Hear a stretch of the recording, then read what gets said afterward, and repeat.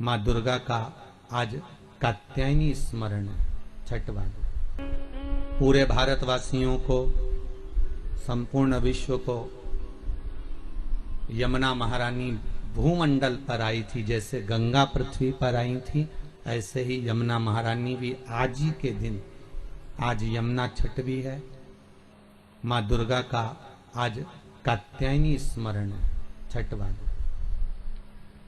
आज ही के दिन यमुना मैया भूमंडल पर पृथ्वी पर आई थी।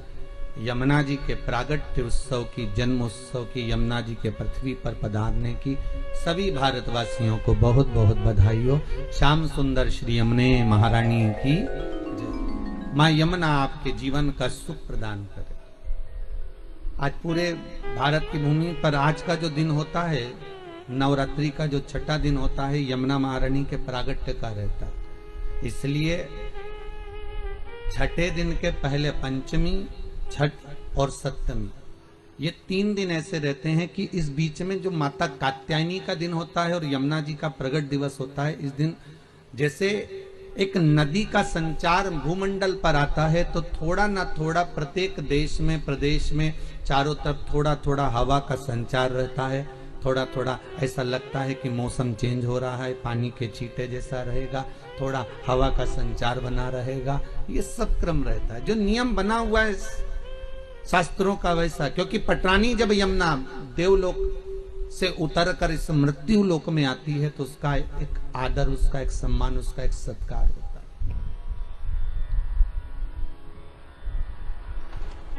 भूमंडल पर। अच्छा, कितनी विचित्र बात है, कितनी एक उत्साह की बात है कि देवता भी इस पृथ्वी पर आने के लिए तरसते हैं। देवता भी इस भूमंडल पर आने के लिए और ललायित रहते हैं कि हमें पृथ्वी पर जाना है, हमें इस भूमंडल पर जाना है। और प्रत्येक देवता का एक क्रम होता है। जैसे यमुना महारानी जब भूमंडल पर आई, तो उन्होंने सूर्य नारायण भगवान से कहा, पिताजी यमुना और यमराज ये दोनों जुड़मा हुए थे माता संध्या के गर्भ से। सूर्य नारायण भगवान की धर्मपत्नी के गर्भ से यमुना और यमराज जुड़मा हुए।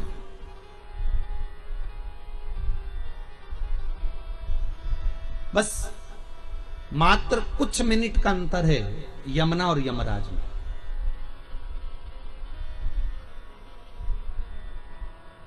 यमुना भी और यमराज भी, ये दोनों जोड़े जुड़वा हुए, कुछ मिनट का अंतर। यमराज और यमुना में केवल कुछ ही मिनट का अंतर। एक दिन यमुना जी ने सूर्य नारायण भगवान से कहा, पिताजी, हे भास्कर देव, हे पिता। मां की गोद में यमुना जी बैठी हुई थी। उनकी उम्र थी मात्र 4 वर्ष की। कितने वर्ष की थी? मात्र 4 वर्ष की यमुना जी थी। सुंदर मां यमुना, केश खुले थे और मां उन केश में कुछ इत्र का भाव लगा रही थी। हम तो कहेंगे उसमें तेल ही लगा रही है संध्या देवी। और इतने में भास्कर देव का उस समय पर आगमन हुआ। सूर्य नारायण भगवान पधारे तो यमुना जी ने भास्कर देव को देखकर अपनी आंखों को बंद कर लिया। मां कहती है, आपके पिता हैं, आप नेत्र क्यों नहीं खोलती हो? आंखें खोलिए और अपने पिता का दर्शन करिए। यमुना जी ने फिर नेत्र बंद कर लिए, खोल नहीं पा रही है।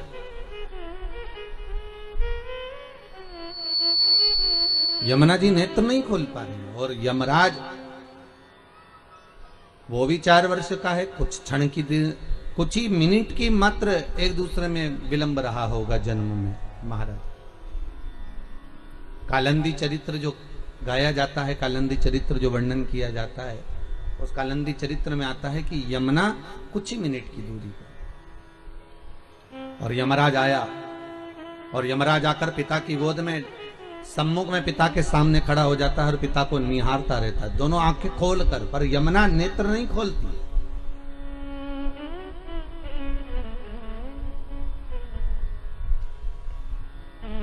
अगर आज कलिकाल की रीत से अगर देखा जाए ना तो बड़ा विचित्र संवाद है महाराज जी, कि बेटा बाप के सामने खड़े होकर बात और संवाद कर लेता है। अगर यमराज और भास्कर देव की कथा को हम सुन रहे हैं तो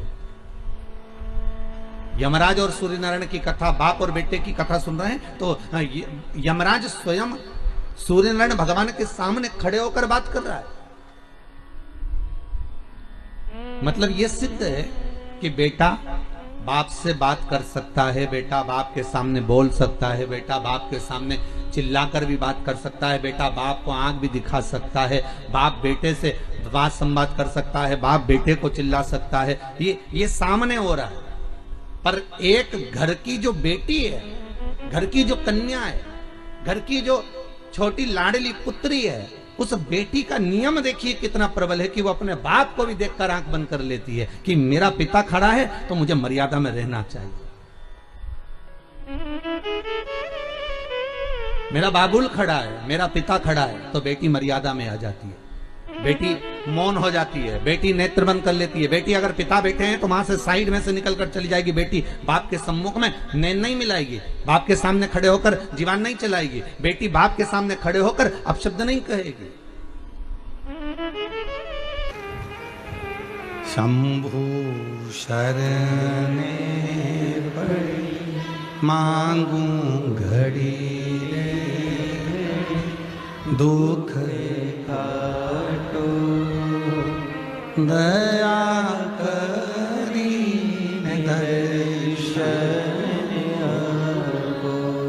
माता का नाम तिलकेश्वरी है। एक सुंदर प्रसंग आता है।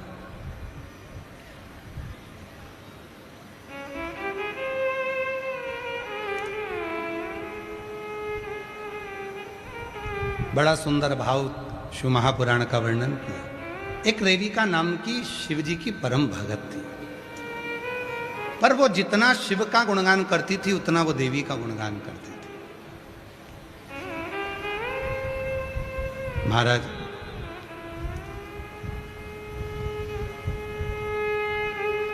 उसके पास पूजन करने के लिए कोई वस्तु नहीं होती थी, कोई वस्तु।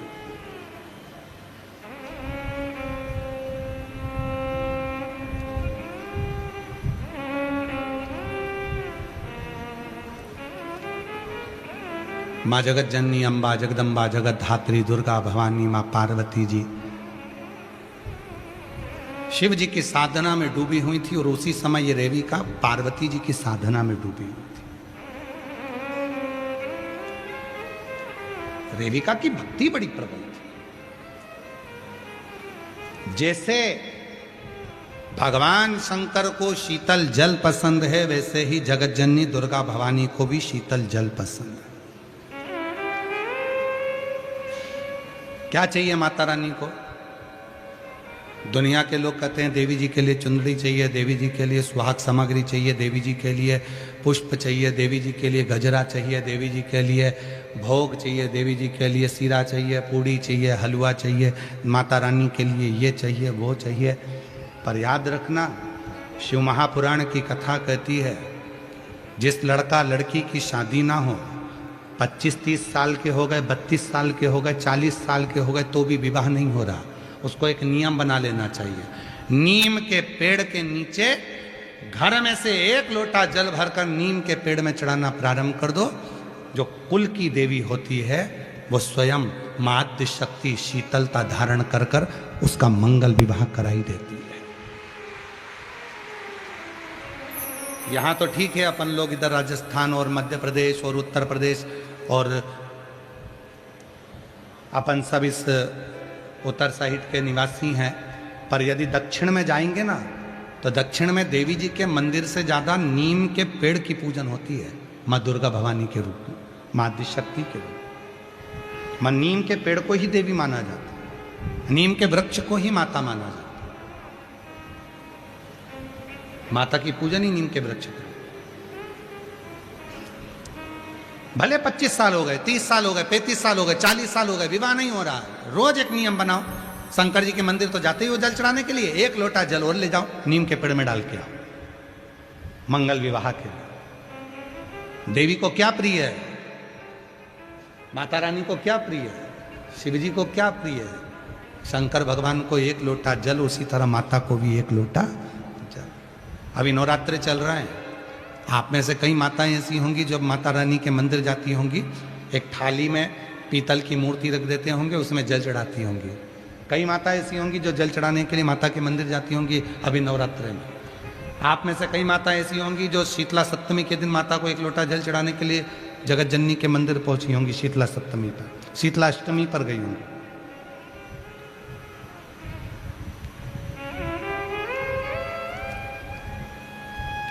जगत जननी की पूजन। अब मां जगत जननी दुर्गा भवानी, मां आद्य शक्ति पार्वती जी शिव की साधना में लगी हुई थी और रेविका मां आद्य शक्ति पार्वती की साधना में लगी हुई थी, उनकी आराधना कर रहे। और मन मेरा मंदिर आंखें दिया बाती, होठों की है तालियां, बोल बोल बाती, रोम रोम जीवा तेरा नाम पुकारती, आरती हो मैया शेरा वाली है माँ तेरी आरती, जोता वाली है माँ तेरी आरती। माँ आदिशक्ति की आराधना कर। रेविका दुर्गा भवानी की साधना में लीन थी और चली आ रही है, चली आ रही है माँ शेरा वाली, चली आ रही है, चली आ रही है, चली आ रही है माँ शेरा वाली, चली आ रही है। बोलो बोलो, आ रही है, चली आ रही है माँ शेरा वाली, चली आ रही है, चली आ रही है, चली आ रही है माँ शेरा वाली, चली आ रही है।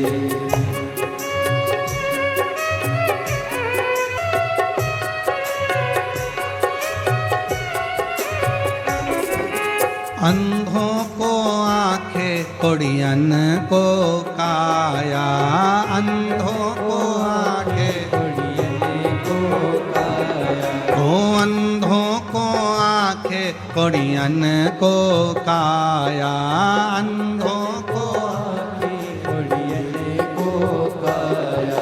अरे गोदी में ललना दिए जा रही है माँ शेरा वाली, चली आ रही है, गोदी में ललना दिए जा रही है माँ शेरा वाली, चली आ रही है, चली आ रही है, चली आ रही है माँ शेरा वाली, चली आ रही है।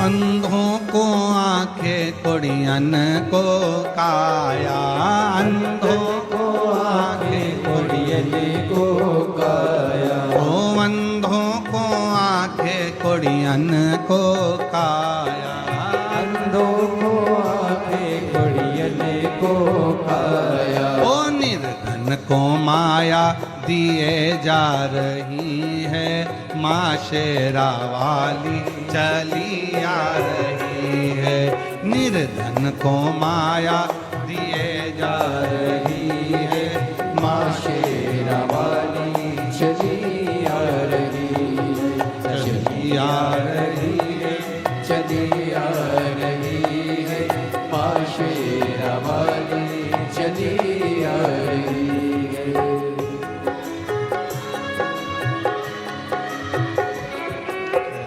आ रही है, चली आ रही है, माँ शेरा वाली चली आ रही है, चली आ रही है, चली आ रही है, माँ शेरा वाली चली आ रही है, चली आ रही है, चली आ रही है, माँ शेरा वाली चली आ रही है, चली आ रही है, चली आ रही है, माँ शेरा वाली चली आ रही है। हार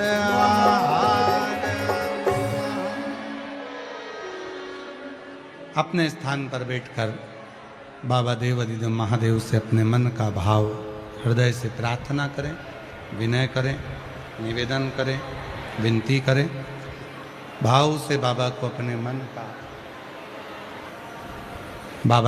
मन का भाव कहिए, निवेदन करिए, विनती करिए।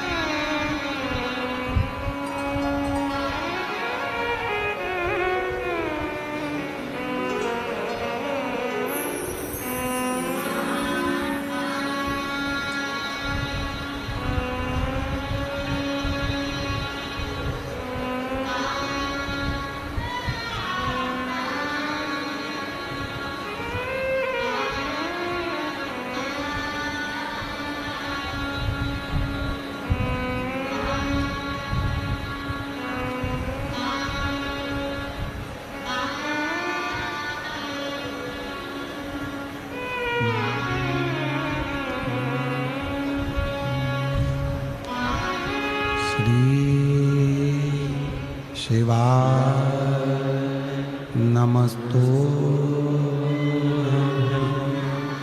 श्री शिवाय नमस्तु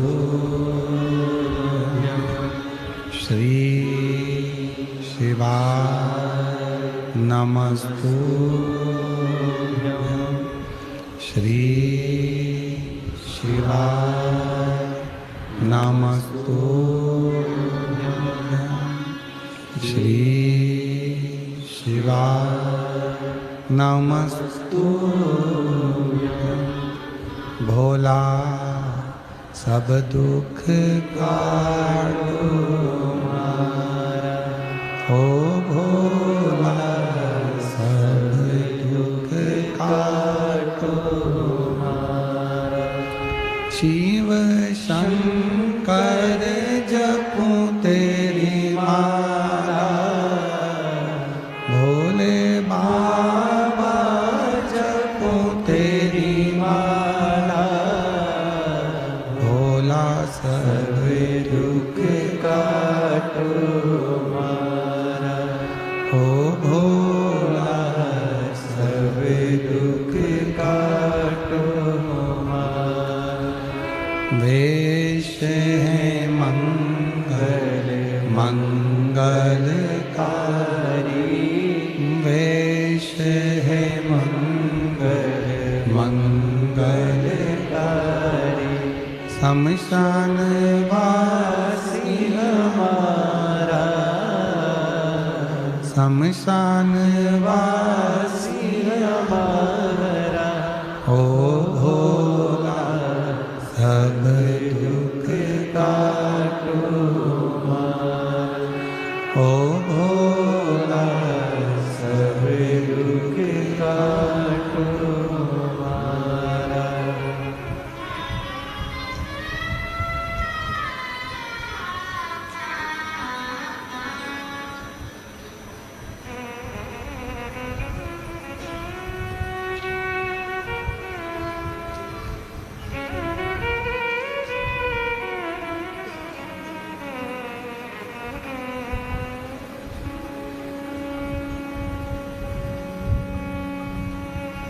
बाबा देवादिदेव महादेव भगवान शिव, ओगड़दानी त्रिकालदर्शी कैलाशी विनाशी, भगवान शंकर की पवित्र कथा कर रहे हैं। शिव महापुराण की कथा वर्णन कर रही है, शिव तत्व कह रहा।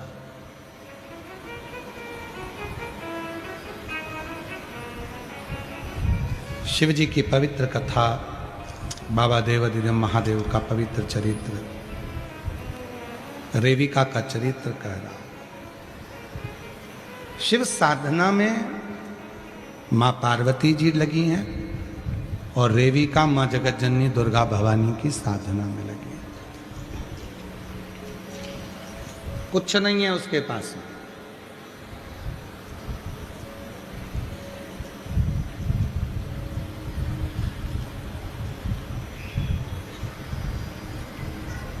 वो एक हमारे शैलेंद्र जी एक लाइन गाते हैं ना, जिस घर के दिए में तेल नहीं जोत जलाऊं, जिस घर के दिए में तेल नहीं वहाँ जोत जलाऊं मेरा खुद बिछौना धरती पर तेरी सेज सजाओ कैसे, जहाँ मैं बैठा वही बैठ के माँ बच्चों का दिल बहलाना। कभी फुर्सत हो तो जगदम्बे निर्धन के घर भी आ जाना। रेविका के पास में कुछ भी नहीं है, बस जल चढ़ा रही है मां को। जैसे शिव भक्त भगवान शंकर को जल चढ़ाता है, जैसे भगवान शंकर को जल चढ़ाया जाता है, वैसे रेविका मां जगत जननी को, जगदम्बा को, अम्बा को, भवानी को जल चढ़ा रही है। कुछ नहीं, केवल जल। और अभी आपको कथा में कहा, दुनिया कहती है कि माता रानी को प्रसन्न करना है तो ये देना पड़ेगा, वो देना पड़ेगा। लोग कहते हैं बलि देना पड़ेगी, ये देना पड़ेगा। कुछ नहीं, कुछ नहीं।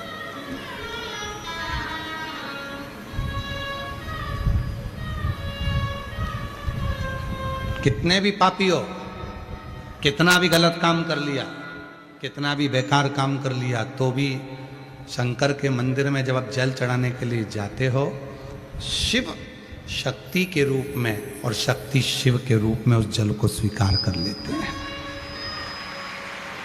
दोनों। अच्छा, एक बात पूछें, जरा सा उत्तर देना। एक छोटा सा बच्चा, पिताजी आए ऑफिस से, बच्चा पूरा गंदगी में दौड़कर पापा के पास आ गया। पापा ने उसको रुका, रुक रुक रुक रुक रुक, इतना गंदा हो रहा है, जा मम्मा के पास जा, जा मां के पास जा। बच्चा गंदा हो रहा था, गंदगी उसके शरीर पर लग रही थी। पिता ने उसको मां के पास भेज दिया। पिता ने उसको अपने पास नहीं रखा, मां के पास भेजा। तू गंदा हो रहा है, मां के पास। शिव जी पे जो जल चढ़ता है, भगवान शंकर पर जो हम जल चढ़ाते हैं यहाँ, वो जल पिता के पास से होता हुआ ये जो माता का हस्त कमल है, माँ जगत जननी का जो हस्त कमल है, ये जलाधारी उस पर आता है, उस पर।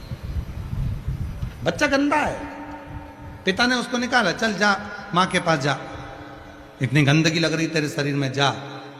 अब बताओ, बच्चा गंदा है, पिता ने तो उसको भगा दिया माँ के पास। माँ किसी के पास भगाएगी अपने बच्चे को? जम के तो बोलो जरा, नहीं। माँ क्या करेगी? उसकी गंदगी को साफ कर देगी। किसी ने पूछा कि शिवजी पे चढ़ा हुआ जल जलाधारी पर जाता है, वो जलाधारी पर क्यों जाता है? तो भैया, बाप को मालूम है कि ये मेरी औलाद कितनी गंदी है, जल चढ़ा रही है, तुम माँ है, इस पे करुणा करना, कितना भी गंदा हो तो भी तू इसको स्वीकार कर कर पाकर पार लगा दे। तुम माँ है, माँ। शिव कहते कभी कभी भगवान शंकर की कथा कर रही है, कभी कभी ब्रह्मा जी स्वयं, जब मार्कंडे बाबा का चरित्र आया, राजा श्वेत का चरित्र आया, राजा श्वेत को जब भगवान ने प्राण दान दे दिए, यमराज के प्राण ले लिए भगवान शंकर ने, यमराज की बेटी मृत्यु देवी के प्राण ले लिए भगवान शंकर ने, मृत्यु नहीं बची, कोई मरता ही नहीं था, यमराज ही मर गए थे, कोई मारने वाला ही नहीं था, पूरी पृथ्वी पर सब अमर होने लगे थे। ब्रह्मा जी ने इस्तीफा दे दिया, मुझे नौकरी नहीं करना, मुझे तो छोड़ो तुम। भगवान विष्णु ने पूछा क्यों? ब्रह्मा जी कहते हैं जब शंकर जी अपनी चला रहे हैं तो मैं काहे को नौकरी करूं, मुझे नहीं करना नौकरी वगैरह, मुझे नौकरी नहीं करना है, मेरा इस्तीफा दो। कहा क्यों इस्तीफा? तो कहने लगे मुझे नहीं देना, मैं नहीं कर सकता। उसने जल चढ़ाया और राजा श्वेत के प्राण वापस कर दिया और यमराज को मार दिया, मृत्यु देवी को मार दिया। सूर्य नारायण भगवान ने आकर हाथ जोड़े, भगवान सूर्य नारायण ने हाथ जोड़े और सूर्य नारायण ने कहा आप मेरे बेटे यमराज को जीवित कर दो, मेरी पोती को जीवित कर दो। तब यमराज को भी जीवित करा, पोती को भी जीवित करा, मृत्यु देवी को भी, दोनों को जीवित। पर शिव जी ने ब्रह्मा और विष्णु से कह दिया दुनिया का कोई भी व्यक्ति चाहे कितना पापी हो, अगर वो मुझे एक लोटा जल चढ़ाएगा, भले मैं नहीं दे पाऊं, पर मैं जिस हस्त कमल पर बैठा हूं जगत जननी जगदम्बा पार्वती के, किसी को मैं दूंगा, किसी को शक्ति, किसी को शिव, दोनों मिलकर उसके दुख मिटा देंगे, किसी की नहीं सुनेंगे। वो जल में इतना बल होता है, वो जल में इतना बल।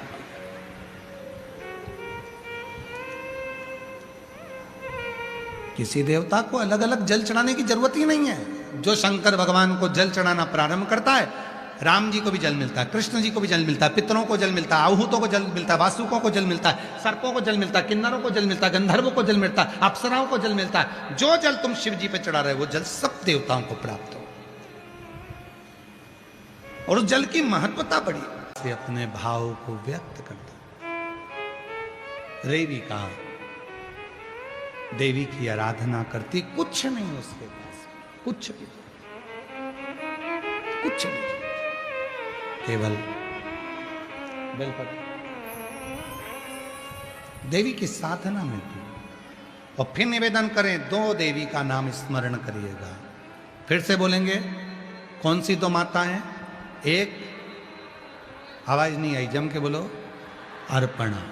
दूसरी तिलकेश्वरी। अर्पणा का चरित्र अभी आपको सुनाया, आप तिलकेश्वरी का भी स्मरण अभी आप कल सुनेंगे।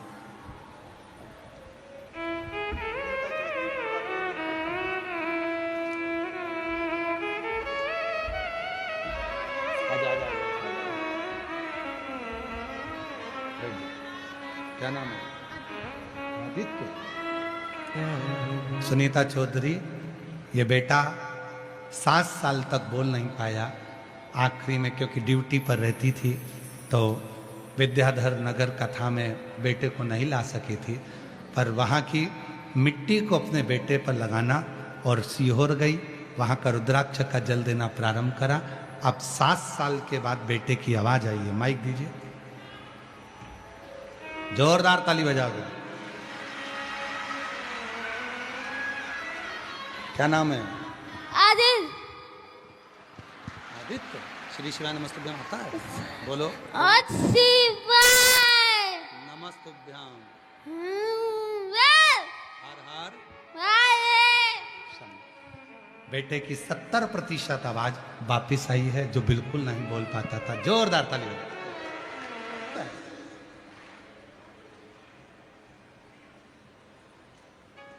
जब कथा पूरी होती है, आप जब आरती कर कर अपने घर को जाते हो, यहाँ की मिट्टी को थोड़ा सा नमन कर कर, जब हमने एक बात पहले भी कही थी कि कथा श्रवण करने आना, तो जब तक आरती ना हो तब तक अपना स्थान ना छोड़ो, उसको प्रणाम करो, उससे दिल से अपनी बात करो, नमन करो। उसको अपने मन का भाव कहकर, अपना विचार कहकर उसको रेविका शिव की साधना हो, मां जगत जननी की आराधना रेविका कर रहे हैं।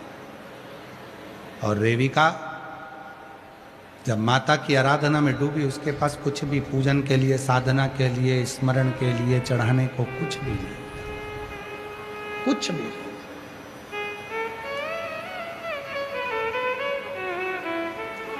जंगल में आग लग गई थी, जहां रेविका मां जगत जननी दुर्गा भवानी की साधना कर रही थी। जंगल में आग लगी है,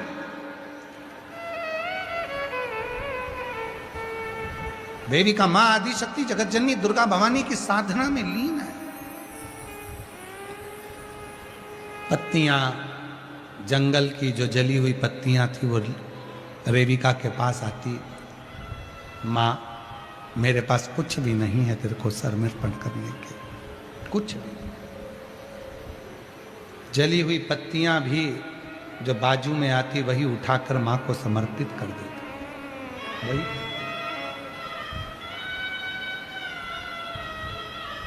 ऐसे कई लोग हैं संसार में जो दिन भर भगवान के लिए कहते हैं भगवान को इतना देना पड़ेगा, भगवान को उतना देना पड़ेगा, कम से कम भगवान को इतना सेर आटे का तो भोग लगाना ही पड़ेगा, भगवान को इतना तो भोजन देना ही पड़ेगा, भगवान को इतना तो धन देना ही पड़ेगा। शिव महापुराण बिल्कुल कहती है कुछ भी नहीं है तुम्हारे पास में, कुछ भी नहीं। तो एक काम करो, तुम्हारे पास में अगर कोई पौधा लगा है उसकी पत्ती भी तोड़कर आप देवाधिदेव महादेव को और मां जगत जननी को चढ़ाओगे तो भी वो स्वीकार कर लेते, तो भी वो स्वीकार कर, कुछ नहीं।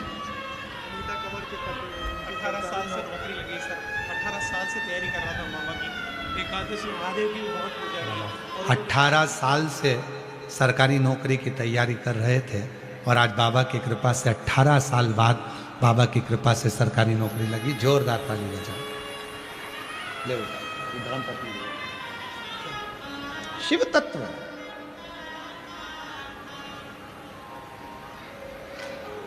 जिस घर के दिए में तेल नहीं, तेरी जोत लगाओ मेरे से, मेरा खुद तो बिछोना धरती पर, तेरी सेज सजाओ मेरे से। मेरा शिव और मेरी आद्य शक्ति मां जगत जननी इन दोनों में राजी, कुछ नहीं है।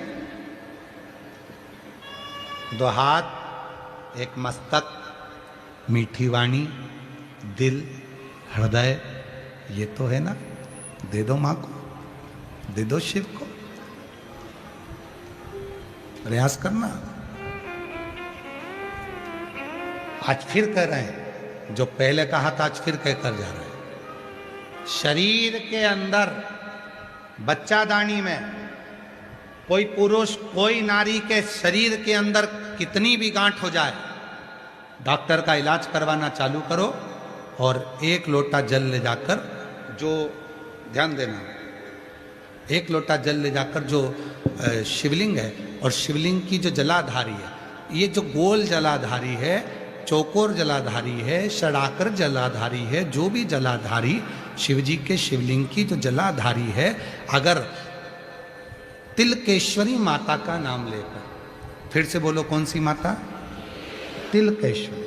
डॉक्टर ने कह दिया कि चेस्ट में गठाने, डॉक्टर ने कह दिया बच्चादानी में गठाने, डॉक्टर ने कह दिया शरीर में गठाने, कोई पुरुष कोई स्त्री के पूरे शरीर में कहीं पर भी गठाने, तिलकेश्वरी माता के नाम से इस जलाधारी पर यदि हम शीतल जल मां जगत जननी जगदम्बा को तिलकेश्वर महादेव और तिलकेश्वरी महादेवी के नाम से जब चढ़ाना प्रारंभ करते हैं और उसी जल को सेवन करते हैं और वो गठान वाली जगह पर लगाना प्रारंभ करते हैं, 20 से 22 दिन लगेंगे, धीरे धीरे वो गठान गलते गलते गलते गलते शून्य पर आ जाए।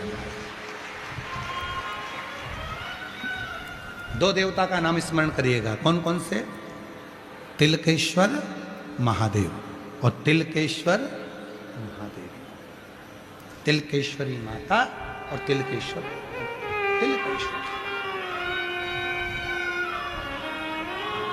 तिलकेश्वर महादेव।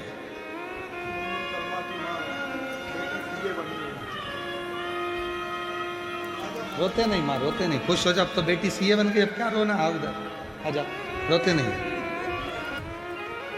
तिलकेश्वर महादेव और तिलकेश्वरी महादेव, दो देवियों के नाम का स्मरण प्रत्येक घर में याद रखने वाला प्रसंग है, घर घर के बच्चों को याद रहना चाहिए। एक है अर्पणा और दूसरी है तिलकेश्वर। शरीर में कहीं गांठ हो गया, तिलकेश्वर, गठिया हो गया, थायराइड हो गया, सोराइसिस हो गया, महाराज केवल ये जो स्थान है, फिर ध्यान देना, पूर्ण जल नहीं चढ़ेगा, नहीं तो आप लोग पूर्ण जल की बात करें। आपको जो जल चढ़ाना है गठान के लिए भी, वो केवल जो ये आधा बिंदु है, चंद्र, आधा चंद्र जो माता का हस्त कमल है, जल को यहां नहीं लेके जाना है आपको, कलश को केवल इसी स्थान पर आपको घुमाना है। जब लोटा घुमाएंगे तो यहीं जल चढ़ाएंगे, इसी स्थान पर, केवल जलाधारी वाले। दिख तो रहा है ना सबको, जम के तो बोलो। एक शिवलिंग रखा है पीछे, लाओ जरा शिवलिंग लाओ, हाँ लाओ जरा।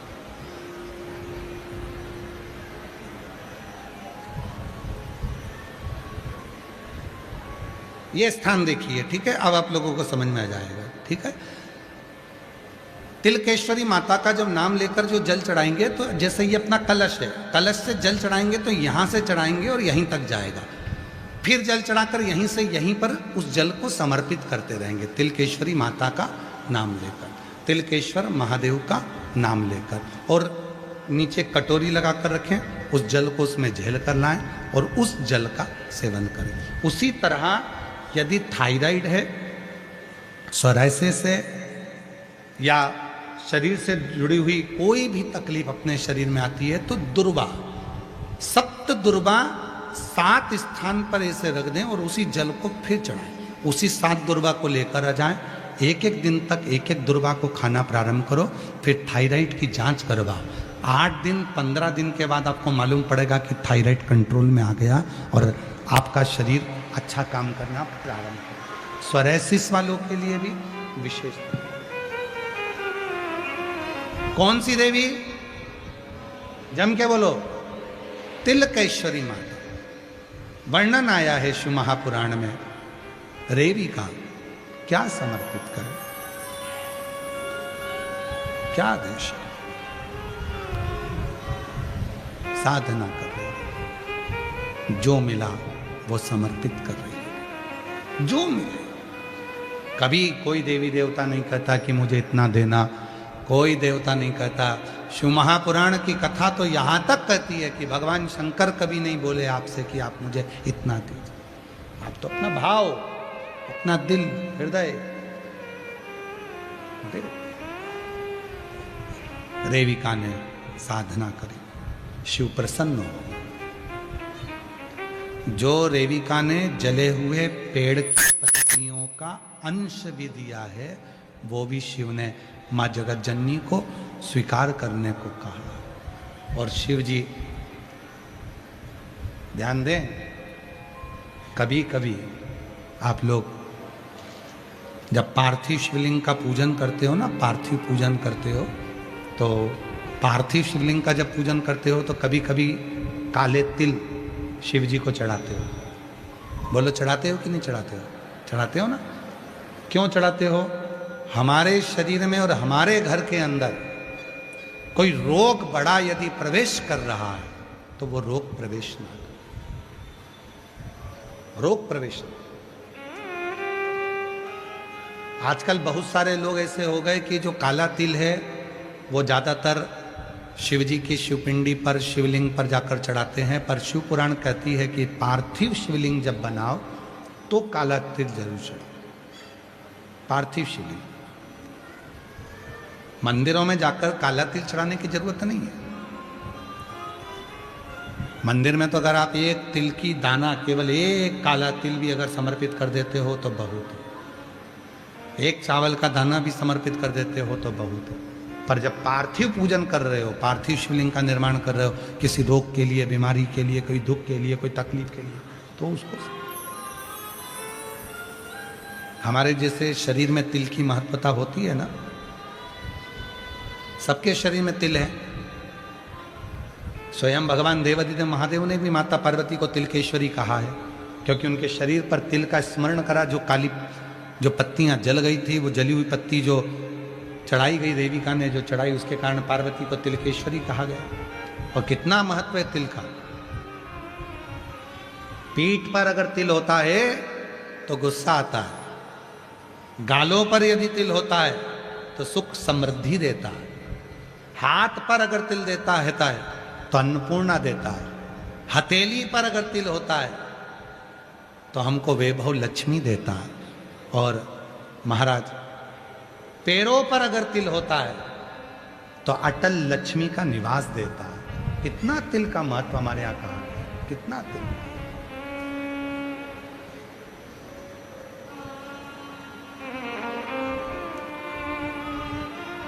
मस्तिष्क पर, ये कान से लेकर नासिका के ऊपर के भाग में कहीं पर भी यदि तिल होता है तो उस व्यक्ति को बहुत सहन करना पड़ता है, बहुत कुछ, अच्छी और बुरी बातें दोनों सहना पड़े,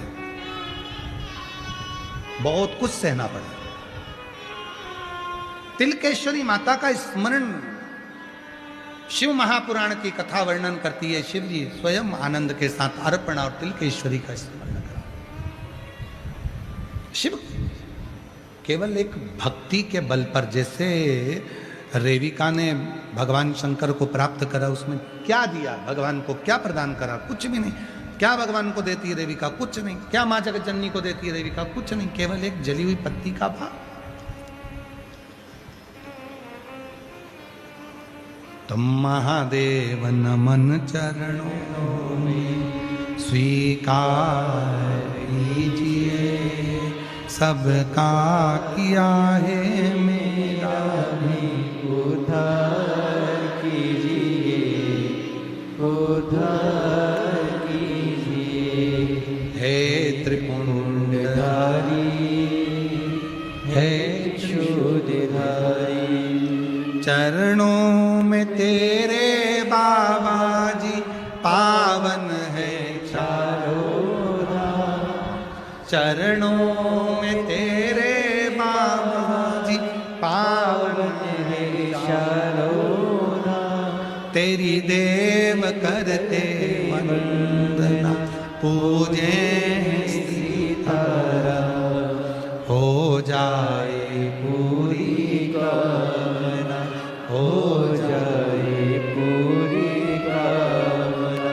उपकार कीजिए सबका किया है मेरा भी उद्धार कीजिए, उद्धार कीजिए। बाबा को नमन करो।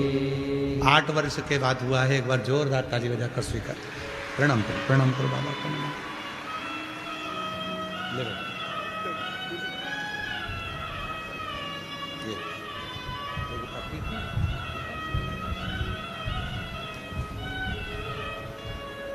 शिव को स्वीकृत हो, बड़ा हृदय थे, शिव ने उनको स्वीकार किया। और मां आदिशक्ति के साथ में, मां पार्वती जी के साथ में शिव जी का मंगल विवाह हुआ, विवाह हुआ। और कितनी सुंदर बात है, मां पार्वती मैया का कितना सुंदर प्रसंग है कि शिव जी पार्वती जी को लेकर कैलाश पहुंच गए। पार्वती जी का मन नहीं लगा, हृदय नहीं लगा। क्यों नहीं लगा? शिव जी ने पूछा, पार्वती तेरा मन क्या ये तेरे ससुराल में नहीं लग रहा? शंकर भगवान से पार्वती जी ने कहा, कैलाश कहाँ मेरा ससुराल है? मैं हिमालय राज की बेटी हूं, और कैलाश पर्वत भी हिमालय पर्वत है, हिमालय में आता है, तो ये तो मेरा मायका ही हुआ ना, मेरा ससुराल कहाँ है? शिव जी ने कहा, तुम्हारा ससुराल? हाँ, पार्वती जी बोली मुझे ससुराल लेकर चलो। शिव जी बोले पूरी पृथ्वी तेरी है, मैं तुझे लेकर चलता हूँ, जो तुझे अच्छा लगे उसको तू ससुराल बना ले। शंकर जी ने बिठाया पार्वती जी को नंदी पर, भ्रमण कराने के लिए भगवान भोलेनाथ लेकर गए। नंदन वन में जब पार्वती जी पहुंची काशी में, और नंदन वन में जैसी पार्वती जी पहुंची, नंदन वन पार्वती जी को बड़ा सुंदर लगा। पार्वती जी ने कहा यही मेरा ससुराल है। तब शिव जी ने काशी को अपना घर बना लिया। काशी शंकर की नगरी है, काशी शिव का घर है, पार्वती का ससुराल।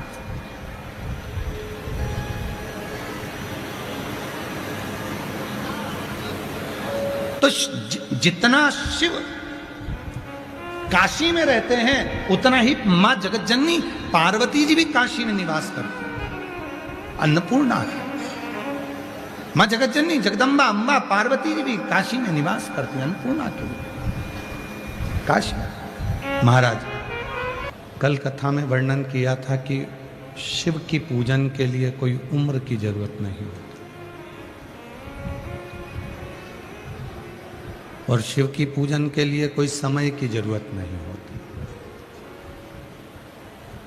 कोई आपसे कहे कि केवल भगवान शंकर की पूजन सुबह होती है,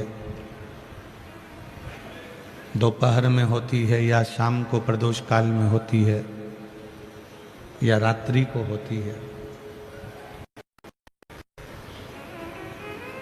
पर शिव महापुराण की कथा कहती है हर पल, हर घड़ी, हर क्षण भगवान को पूजन करने के लिए, या शिव जी की आराधना के लिए, या साधना के लिए कोई समय नहीं देखा जाता। जो समय आपको मिले और जिस समय आप भगवान शिव की आराधना साधना कर सके।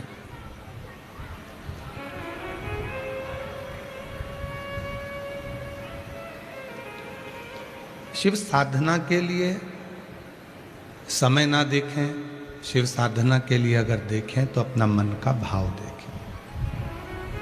निर्मल मन सो मोहि पावा, और मोहि छल छिद्र कपट ना भावा। आपकी भावना कितनी शुद्ध है, आपका भाव कितना शुद्ध है, वो मूल।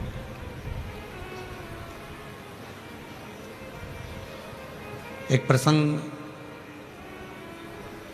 शिव महापुराण के कौमारे खंड में मिलता है। एक गांव में रहने वाली एक बुजुर्ग माँ रोज एक पानी का लोटा लेकर शिव जी के मंदिर में जाती है।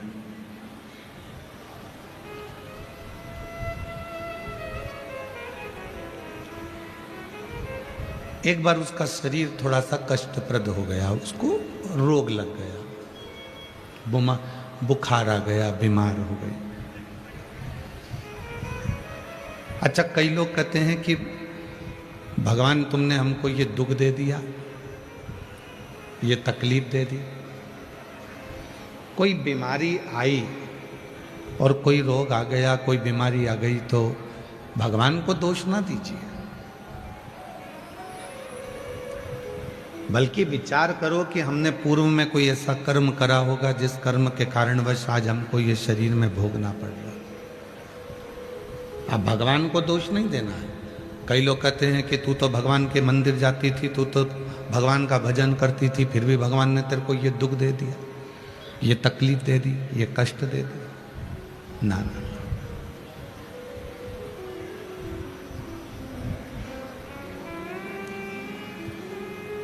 कई लोगों के मन में एक भ्रम उत्पन्न हो जाता है कि हम मंदिर जा रहे हैं तो भगवान हमको दुख नहीं देगा, कथा में जा रहे हैं तो हमको भगवान तकलीफ नहीं देगा। नहीं बाबा, जो कर्म में लिखा हुआ है वो तो तुम्हारे सामने प्रकट जरूर होगा। बस इतना जरूर है, कथा सुनने पर, मंदिर जाने पर जो कर्म में लिखा है वो तो तुम्हारे सामने जरूर आएगा, पर कथा सुनने पर, मंदिर जाने पर, एक लोटा जल चढ़ाने पर जो दुख तुम्हारे सामने आकर खड़ा हुआ है तुम्हारे कर्म के अनुसार, उसको तुम्हें सहन करने का बल मिलेगा और तुम उसको दूर हटा सकते हो। वो तुम्हें बल देगा, वो तुम्हें शक्ति देगा, वो तुम्हें विश्वास देगा, वो तुम्हें भरोसा देगा। एक बूढ़ी मां बुजुर्ग थी, बीमार पड़ गई, बीमार हो।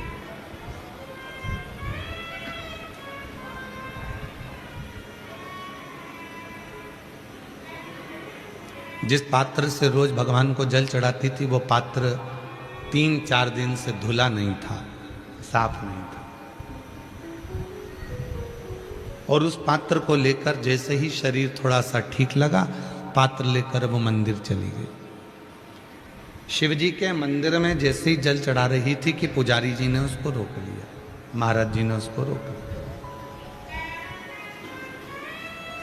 ए बूढ़ी हो गई, तेरे में अकल नहीं है क्या? इतनी उम्र हो गई है, तेरे में विवेक नहीं है क्या? तेरी बुद्धि कहीं मारी गई है? तेरे में सूझबूझ नहीं पड़ती? कितना गंदा पात्र है, कितना गंदा बर्तन है, और उससे तू शिव जी पे जल चढ़ा रही है। बूढ़ी मां का जो पात्र था, जो बर्तन था, शिव पुराण का कुमार खंड कहता है, उस पुजारी ने उस पात्र को लेकर फेंक दिया। इतना गंदा पात्र,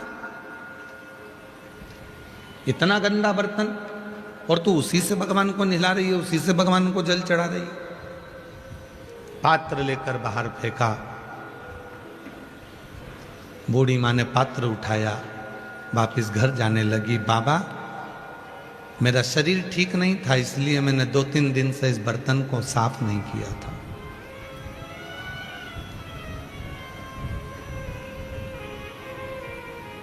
आज भी मेरा शरीर ठीक नहीं है, पर उठकर आई हूं बाबा तेरे से मिलने के लिए, क्षमा करना। पात्र लिया, उठाया, चल दी। आंख में आंसू भरे थे उसके। शिव शिव शिव शिव रटती रटती चली। घर पहुंची,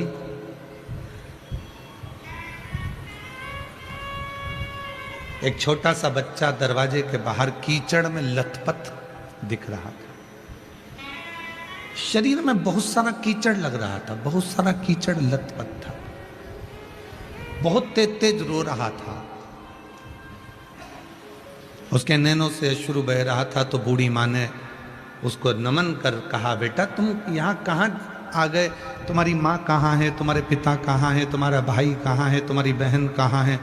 कोई रिश्तेदार तुम्हारा कोई है? कौन गांव के रहने वाले हो? बच्चा बस रोते जा रहा, कुछ नहीं बोला, कुछ भी नहीं बोला। तो बूढ़ी माँ को दया आई, छोटा सा बच्चा है, पूरा की पूरा कीचड़ में लथपथ हो रहा है, चल मैं तुझे नहला देती हूँ। और बूढ़ी माँ ने उसका हाथ पकड़ा, अंदर ले गई, बिठाया, अंदर से जल लाई और उसको स्नान कराया, उसका कीचड़ पूरा साफ करा, पूरा कीचड़ उसके तन पर से साफ कर दिया।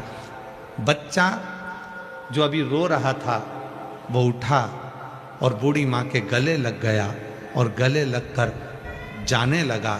बूढ़ी माँ ने कहा, अभी तो मैंने पूछा था तेरी माँ कहाँ है, तेरा पिता कहाँ है, तेरा घर कहाँ है, तेरा गांव कहाँ है, तो कुछ बोला नहीं, अब कहाँ जा रहा है? इतने में वो बच्चा शिव का रूप रखकर प्रकट होकर बोला, माँ अब मैं जा रहा हूँ, अब मैं जा रहा हूँ। मंदिर में पुजारी जल नहीं चढ़ाने दिया और मैं जानता था कि तेरे शरीर में कष्ट है। पुजारी पात्र देख रहा था, पुजारी पात्र देख रहा था। और शिव जी कहते हैं, मैं कभी पात्र बर्तन नहीं देखता, मैं तो केवल मन देखता हूं और तेरा हृदय देखता हूं। मुझे पात्र से मतलब नहीं है, मैं पात्र नहीं जानता कि पात्र कैसा है। मुझे पात्र से मतलब नहीं है कि पात्र कैसा है, पात्र कितना गंदा है, कि पात्र कितना साफ है, कि पात्र कैसा है, मुझे उससे मतलब नहीं है।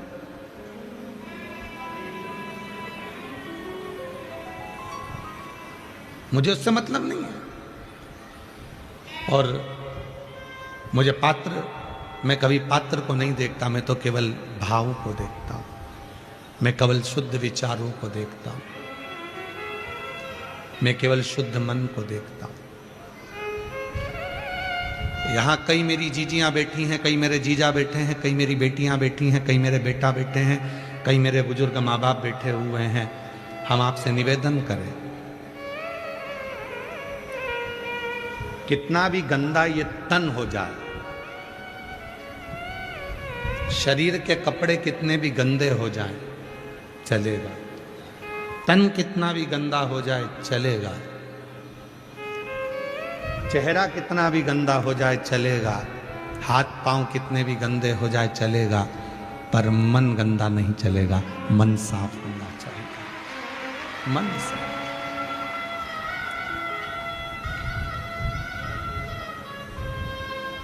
तेरी कृपा बिना ना हिले एक भी अणु, लेते हैं श्वास तेरी कृपा से तनु। बखान क्या करूं मैं राखों के ढेर का, चपटी भभूत में खजाना कुबेर का। हे गंगाधार मुक्ति द्वार ओंकार तू, भोले ओंकार तू। आयो शरण तिहारी शंभु तार कर तू। पात्र गंदा है, चलेगा, चल जाएगा। पात्र मट्टी का है, चलेगा। पात्र चांदी का है, चलेगा। पात्र पीतल का है, चलेगा। पात्र तांबे का है, चलेगा। और यहाँ तक शिव महापुराण की कथा कहती है, अगर पात्र नहीं भी है तो अपने आप को इतना पात्रवान बनाओ, इतना चरित्रवान बनाओ कि शिव पात्र भी ना देखें और आपको देखकर आपका कल्याण कर दें। इतना पात्र,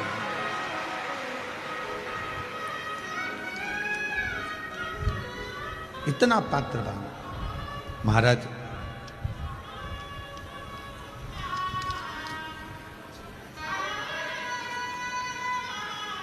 दो चीजें चंचल कभी नहीं चलती, एक चंचल मन, एक चंचल नार। एक चंचल मन भी नहीं चलता और एक चंचल नार, चंचल स्त्री भी नहीं चलती, चंचल नार भी नहीं चलती। महाराज चंचल नार, सांझे का व्यापार, जमीन बेचकर कार और पति पत्नी का कच्चा प्यार, ये कभी सफल नहीं होता, याद रखो।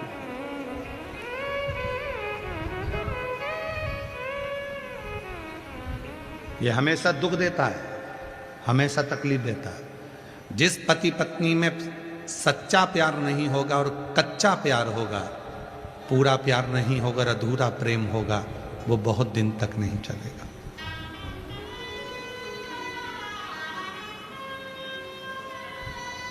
सांझे का व्यापार, व्यापार कर रहे हो, छोटा कर लो, थोड़ा कर लो, पर यदि सांझा कर रहे हो तो एक ना एक दिन वो सांझे का व्यापार तुम्हें दुख जरूर देगा।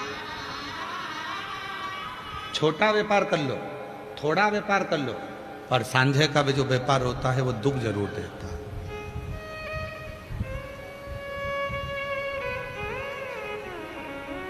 और हमने भी देखा है, कभी कभी यजमान कथा कराते हैं, कोई अकेला यजमान कथा कराता है तो उसकी मर्जी, उसका मन चलता है कि मुझे ऐसी व्यवस्था करना, ऐसा करना। और जब कथा सामूहिक रूप से होती है, 100-150 लोग मिलकर कराते हैं, तो स्टेज पे सब भी मुंह फूल गया तो कथा गड़बड़ हो गई।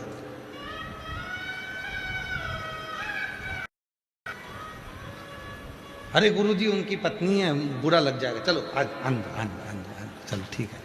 अरे गुरुजी उनका काका जी है, आंदो। सांझे व्यापार, चंचल नार जमीन कार और पति पत्नी में प्यार ये हमेशा दुख ही देता है, कभी सुख नहीं दे सकता। ये सुख नहीं देगा। जहां चंचल मन हुआ और चंचल विचार हुए, चंचल सोच हुई, थोड़ी देर में मन लग रहा है, थोड़ी देर में ऐसा लगा शिव जी हैं, शंकर भगवान हैं, मैं शंकर जी पे भरोसा करती हूँ, मैं शिव जी पे विश्वास करती हूँ, और शंकर जी ने जरा सा काम नहीं करा तो इतनी देर में फिर दूसरी जगह चली गई, मैं वहाँ जाऊँगी, वहाँ पर नारियल ले गई, गेहूँ के दाने ले गई, वहाँ देवी देवता घूम रहे थे, वहाँ जाकर पूछ लिया कि बताओ मेरे घर में, तो इतने में जिसको शरीर में आ रहा था उसने कह दिया तेरे ही घर में है, जिसने करा है तेरे ही घर में है। तो अब समझ में आया कि मेरे घर में एक मेरी ननंद है, मतलब ये तीनों मेरे ऊपर कुछ ना कुछ करती ही रहती है 24 घंटे। वो घर टूट गया, वो प्यार टूट गया। 2 मिनट अंदर किसी ने कह दिया कि तुम्हारे घर के अंदर ही है जिसने तेरे को बीमार कर रखा है, तेरे जीवन में ऐसा कर रखा है, तेरे बच्चों की शादी क्यों नहीं हो रही है, मतलब तेरे घर में कोई ऐसा है जिसने वो शादी को बांध रखा है, तेरे घर में कोई ऐसा है जिसने तेरे व्यापार को बांध रखा है, तेरे घर में ऐसा है जिसने तेरे उन्नति को बांध रखा है। तो गुरुजी तुम खोल दो, जब तुम कह रहे हो कि बांध रखा है घर के लोगों ने तो तुम चलो खोल दो। अरे गुरुजी से अब नहीं बोले तो अच्छा है।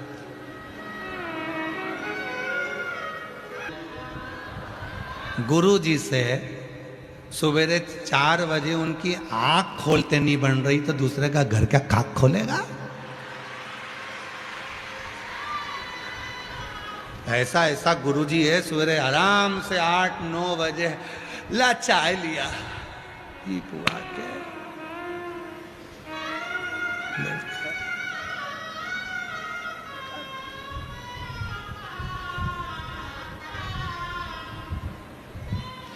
किसी ने बहुत सुंदर एक गीत में लिखा, एकला चलो एकला चलो एकला चलो रे, क्यों फालतू के प्रपंच में अकेले।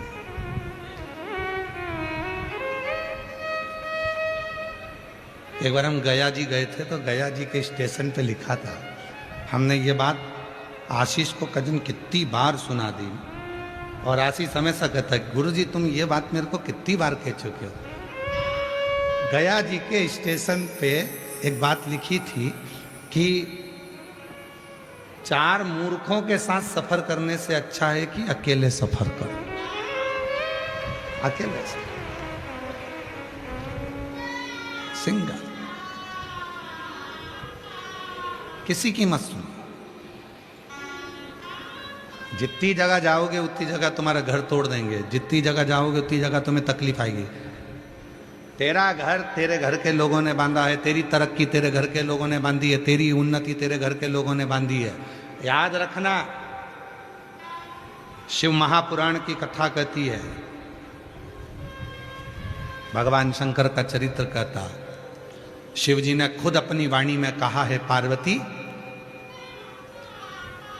तू मेरे बच्चे, मेरी बहुएं, मेरे नाती पंती, शिव जी के कितने नाती पंथी, कितना बड़ा परिवार है शंकर जी का। शंकर जी की बेटे गणेश जी की धर्म पत्नी रिद्धि सिद्धि, रिद्धि सिद्धि के पुत्र शुभ लाभ, शुभ लाभ के पुत्र अमोद प्रमोद, अमोद प्रमोद के बच्चे दाता विधाता। कितना दादा परदादा शंकर जी बनकर बैठे और शिव जी कहते हैं मैंने पूरे परिवार को अपने साथ में जोड़ कर रखा। दुनिया का कोई व्यक्ति कह दे कि तेरी भाभी बुरी है, तेरा भाई बुरा है, तेरे रिश्ते बुरे हैं, तेरे नाते बुरे हैं, अपने मन में खोट उत्पन्न मत करना, कह देना उनके कर्म दंड वो भोगेगा। करने दो गुरुजी, हम तो शिव जी को 1 लोटा जल चढ़ाएंगे, मेरा बाबा सारी समस्या काट देगा। ना मेरी जेठानी बुरी है, ना मेरी देवरानी बुरी है, ना मेरी सास बुरी है, ना मेरा ससुर बुरा है, ना मेरी ननन बुरी है, ना मेरा नंदोई बुरा है। बुरा कौन? जो बुरे विचार अपने भीतर लेकर है, जो बुरी सोच लेकर है। और इस पत्र का प्रमाण जो हम कर रहे हैं, इसका प्रमाण एक पत्र में है, देखिए।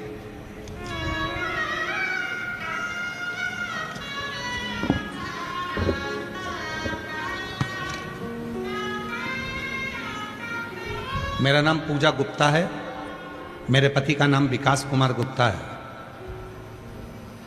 मैं भोले बाबा की कृपा का वर्णन करना चाहती हूं।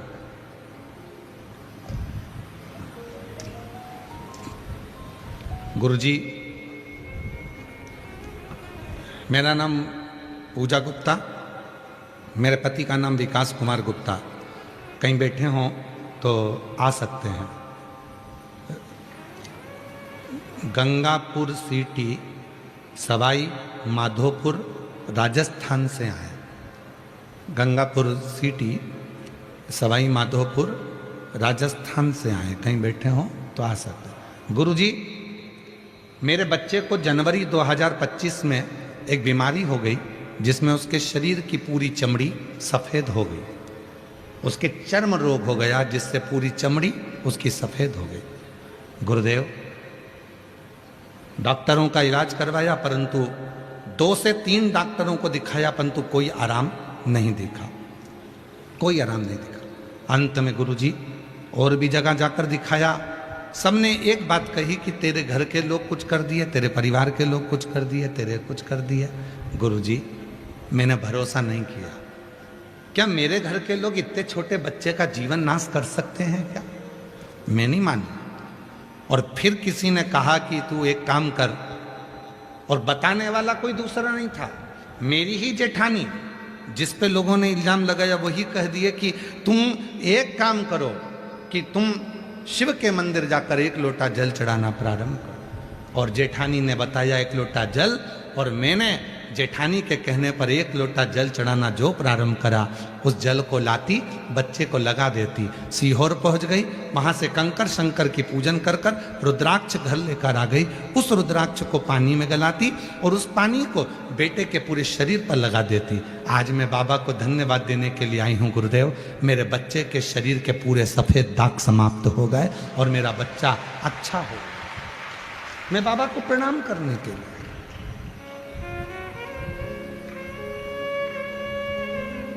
और तेरी कृपा बिना न हिले एक भी अणु। कहे लोग, कहने दो।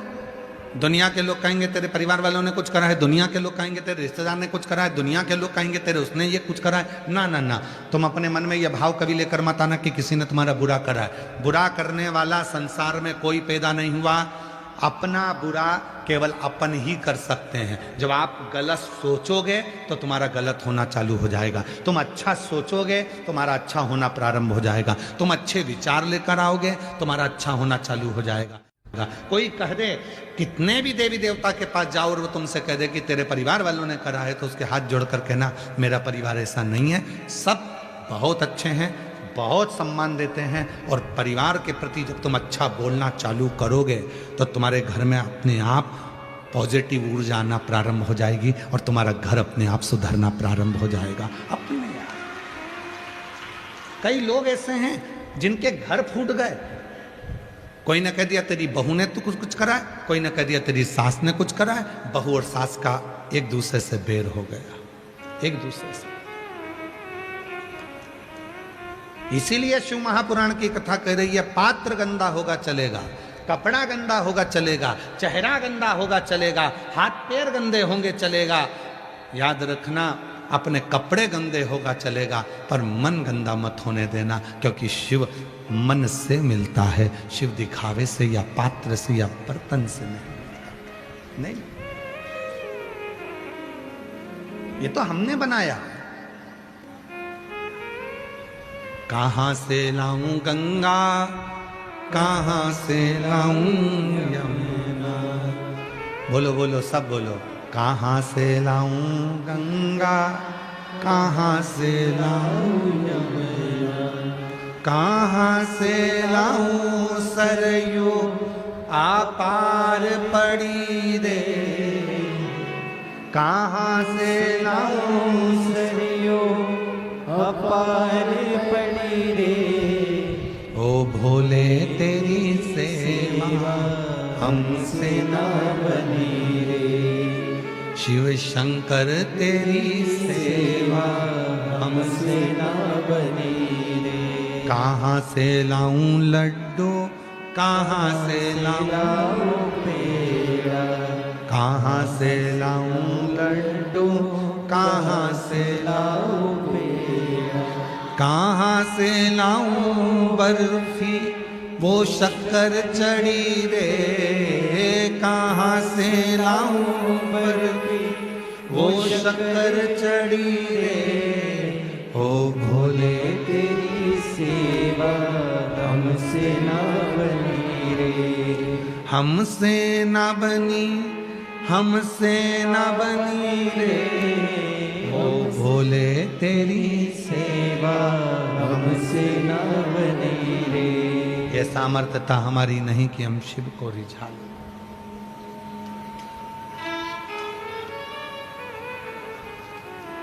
क्या क्या चीज चढ़ाते हो शंकर भगवान को? चलो बोलते जाओ जरा। जयपुर वाली जीजियों और मेरे जीजाओं, मेरी बेटियों, मेरे बेटाओं, मेरी माताएं, मेरे बुजुर्ग माँ बाप सब बोलना, शिव जी को क्या क्या सामान चढ़ाते हो? जल, दूध, चावल, धतूरा, बेलपत्र, शमीपत्र, चंदन, लाल चंदन, पीला चंदन, शहद, दही, घी, शक्कर, काला तिल, मूंग, काली मिर्च, सब शिव जी को चढ़ाते हो। कमलगट्टा सब शिव जी, दुर्वा शिव जी को, कनेर का फूल शिव जी को, आग का फूल शिव जी।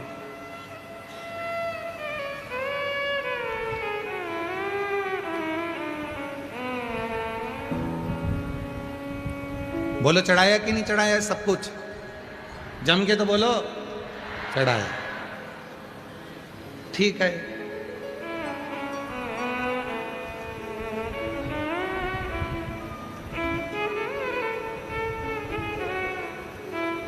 सब कुछ चढ़ाया।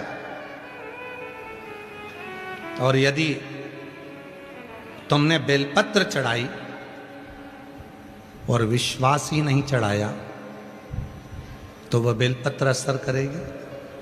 जम के बोलो। कनेर का फूल चढ़ाया और तुमने विश्वास रखकर नहीं चढ़ाया तो वह कनेर का फूल असर करेगा? नहीं। दुर्वा असर करेगी? नहीं। पहले दवाई अगर तुम खा रहे हो किसी डॉक्टर की तो पहले डॉक्टर पर विश्वास होना जरूरी है। मैं जिस डॉक्टर का इलाज करवा रही हूँ, मैं जिस डॉक्टर को दिखा के आ रही हूँ, वो बहुत अच्छा डॉक्टर है और वो मेरा इलाज कर देगा। कजन कितनों को अच्छा करा है, मुझे भी अच्छा कर देगा। तो डॉक्टर तुम्हारा हाथ पकड़ेगा और तुम ठीक होना प्रारंभ हो जाओगी, क्योंकि विश्वास तुम्हारे ऊपर पूर्ण कर। विश्वास।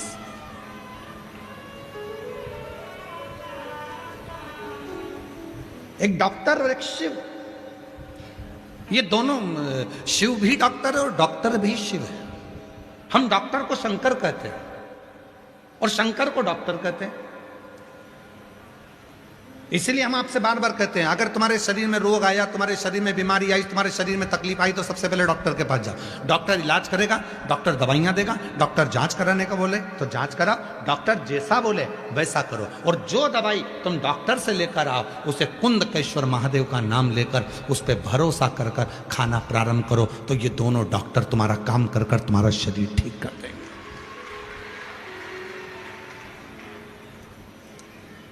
दवाई, तुम जितने बैठे हो सबके पर्स में कुछ ना कुछ दवाई पड़ी होगी। किसी किसी के पर्स में शुगर की, कोई में बीपी की, कोई में एसिडिटी की, कोई में सिर दर्द की, कोई में काय की, कोई में काय की। अपने पर्स में दो चीजें रखकर चलना है। अगर दवाई लेकर तुम अपने पर्स में जा रहे हो तो शिव की दुआ लेकर भी अपने पर्स में जरूर जाओ। दवा और दुआ ये दोनों एक साथ होगी तो जीवन सफल हो जाए। दवाई और दुआ।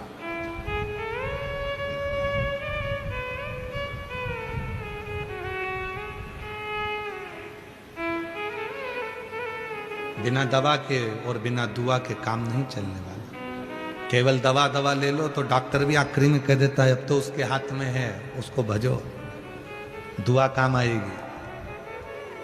और केवल दुआ से काम नहीं चलेगा तो दुआ वाला भी कह देगा थोड़ा डॉक्टर की दवा ले लो, दोनों से काम चलेगा। दवा भी चाहिए और दुआ भी चाहिए। इसलिए डॉक्टर शिव है और शिव ही डॉक्टर, दोनों को निभा। इस व्यासपीठ ने कभी ये नहीं कहा कि तुम शंकर जी की पूजन कर रहे हो तो शिव जी के मंदिर जा रहे हो तो डॉक्टर के पास नहीं जाना। ये व्यासपीठ हमेशा कही है डॉक्टर के पास पहले जाओ, फिर जल चढ़ाने जाओ, और जल चढ़ाकर जो लेकर आओ तो उस जल का आचमन करो और शिव पर विश्वास करो कि तुम ठीक हो गए।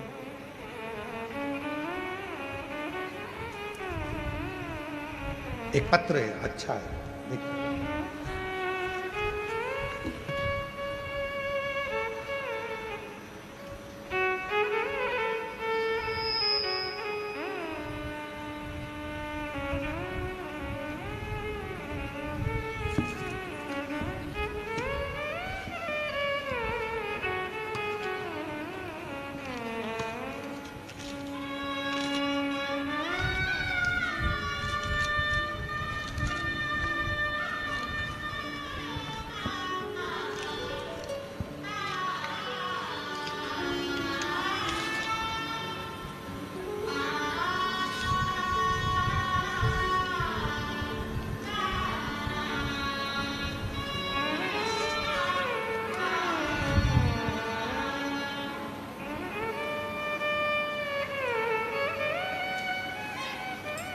राजस्थान के जिला दौसा, तहसील बसवा, गांव पीथू पाड़ा है कि पीयू पाड़ा है, चलो तुम लोग पढ़ लो जो लिखा है, ठीक है, पढ़ लिया, ठीक है, तुम समझ गए, बस तुम्हारा समझना जरूरी है, ठीक है। कला की रहने वाली हूँ, मेरा नाम पुष्पा शर्मा है। मेरे दिसंबर के महीने में 1 तारीख 2024 को मेरे स्तन में अचानक एक गांठ हो गई। डॉक्टर ने बिना जांच किए हुए बता दिया कि बड़ी बीमारी है, और हमने जितने डॉक्टरों को दिखाने का प्रयास करा सब ने मुझे बड़ी बीमारी बता दिया, कैंसर जैसा रोग बताने का। तब मेरे अंदर से टूट गई। मेरे परिवार के लोगों ने कहा टूटो मती, प्रदीप मिश्रा जी कथा कहते हैं शिव महापुराण की, टीवी पर ऑनलाइन आती है, वो सुनो और शिव जी के 1 लोटा जल चढ़ाओ।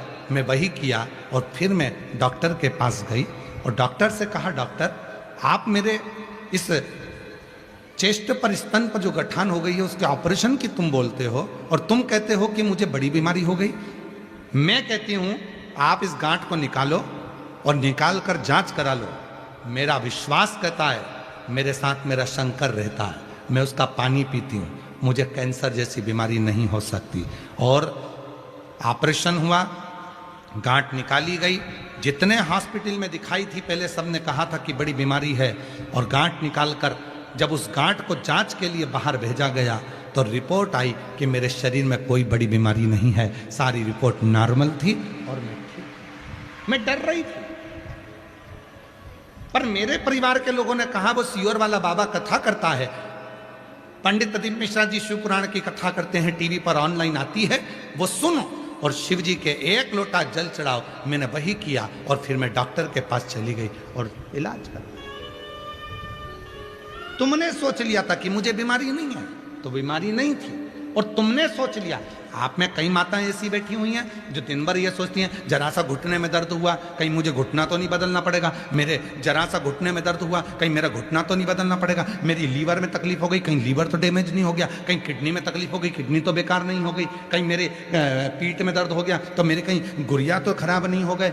भीतर सोचते सोचते सोचते सोचते जब तुम गंदा विचार तुम्हारे अंदर लेकर आने लगते हो कि मुझे ये बीमारी तो नहीं हो गई, मुझे ये बीमारी तो नहीं हो गई, मुझे ये बीमारी तो नहीं हो गई, तो वो बीमारी तुमको पकड़ लेती है और फिर तुम उस बीमारी से ग्रसित हो जाते हो। और किसी को यदि कैंसर जैसी भी बीमारी है, लीवर किडनी भी खराब हो गया, कुछ भी बीमारी हो गई, और तुमने सोच लिया कि मैं शंकर भगवान को 1 लोटा जल चढ़ाती हूँ, जल पीती हूँ, बेलपत्र खाती हूँ, शिव जी पर मेरा भरोसा है। मैं सीहोर गई थी और सीहोर जाकर मैं कंकर शंकर की पूजन कर कर रुद्राक्ष लेकर आई हूँ, उस रुद्राक्ष का जल मैं पी रही हूँ और मुझे विश्वास है कि मेरी बीमारी मुझे है ही नहीं। तो 1 महीने बाद जांच कराना, वो बीमारी तुम्हारे शरीर में रहेगी ही नहीं, धीरे धीरे धीरे धीरे वो समाप्त हो। क्यों?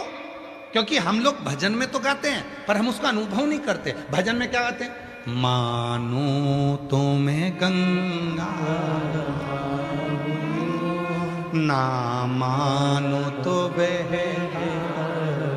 हम भजन में तो गा रहे हैं कि मानो तो गंगा माँ हूं और ना मानो तो बहता हुआ पानी हूं। उसी तरह मानो तो ये बीमारी है और ना मानो तो ये निकल गई बहता हुआ पानी। अर्थात शरीर में रोग आया और तुमने दवाइयां ली, डॉक्टर को दिखाया, साथ में तुमने ये अनुभव कर लिया मैंने शंकर की कथा सुन रही हूं, मैं रोज टीवी के सामने बैठकर कथा सुनती हूं, मैं रोज बाबा को जल चढ़ाती हूं, मैं रोज भगवान शंकर की स्मरण करती हूं, मुझे ये बीमारी नहीं रहेगी, नहीं रहेगी। छाती ठोक कर कहो कि मुझे ये बीमारी नहीं रहेगी। आज डॉक्टर भले बोल रहा है पर 2 महीना, 4 महीना, 6 महीने में मैं ठीक होकर बताऊंगी और तुम ठीक हो जाओगे। कई माताएं कहती है 23 साल हो गए गुरुजी, 24 साल हो गए गुरुजी, 15 साल हो गए गुरुजी, बच्चा नहीं है, डॉक्टर ने मना कर दिया। हम कहते हैं पंडाल में बैठकर कथा सुनो, टीवी के सामने कथा सुनो, एक बार सीहोर जाओ, कुबरेश्वर बाबा के धाम पर जाकर कंकर शंकर की पूजन करो, 5 कंकर रखो, उसमें से 1 कंकर उठाकर लेकर आओ और अपने बाबा को रोज जल चढ़ाकर उस जल का आचमन पति और पत्नी दोनों करो, सफेद आंकड़े की जड़ का प्रयोग करो, पशुपति व्रत करो। कई माता कहती हमने 4 बार कर लिया, 5 बार कर लिया, करो, हर 2 महीने में करो और उसका पीछा पकड़ कर रखो। गाय दरवाजे पर आती है, खड़ी होती है, भले तुम रोटी दो मत दो पर वो तुम्हारे दरवाजे पर जरूर आएगी। जब 15-20 बार आएगी तो एक दिन तुम्हारा भी मन कर जाएगा रे गाय को रोटी दे ही दो। उसी तरह तुम जब हर बार पशुपति व्रत, सफेद आंकड़े की जड़ का प्रयोग और शंकर जी की कथा सुनते रहोगे तो एक दिन तो मेरा कुबरेश्वर बाबा तेरी झोली में संतान दे ही देगा, ये निश्चित है। भरोसा प्रबल करो।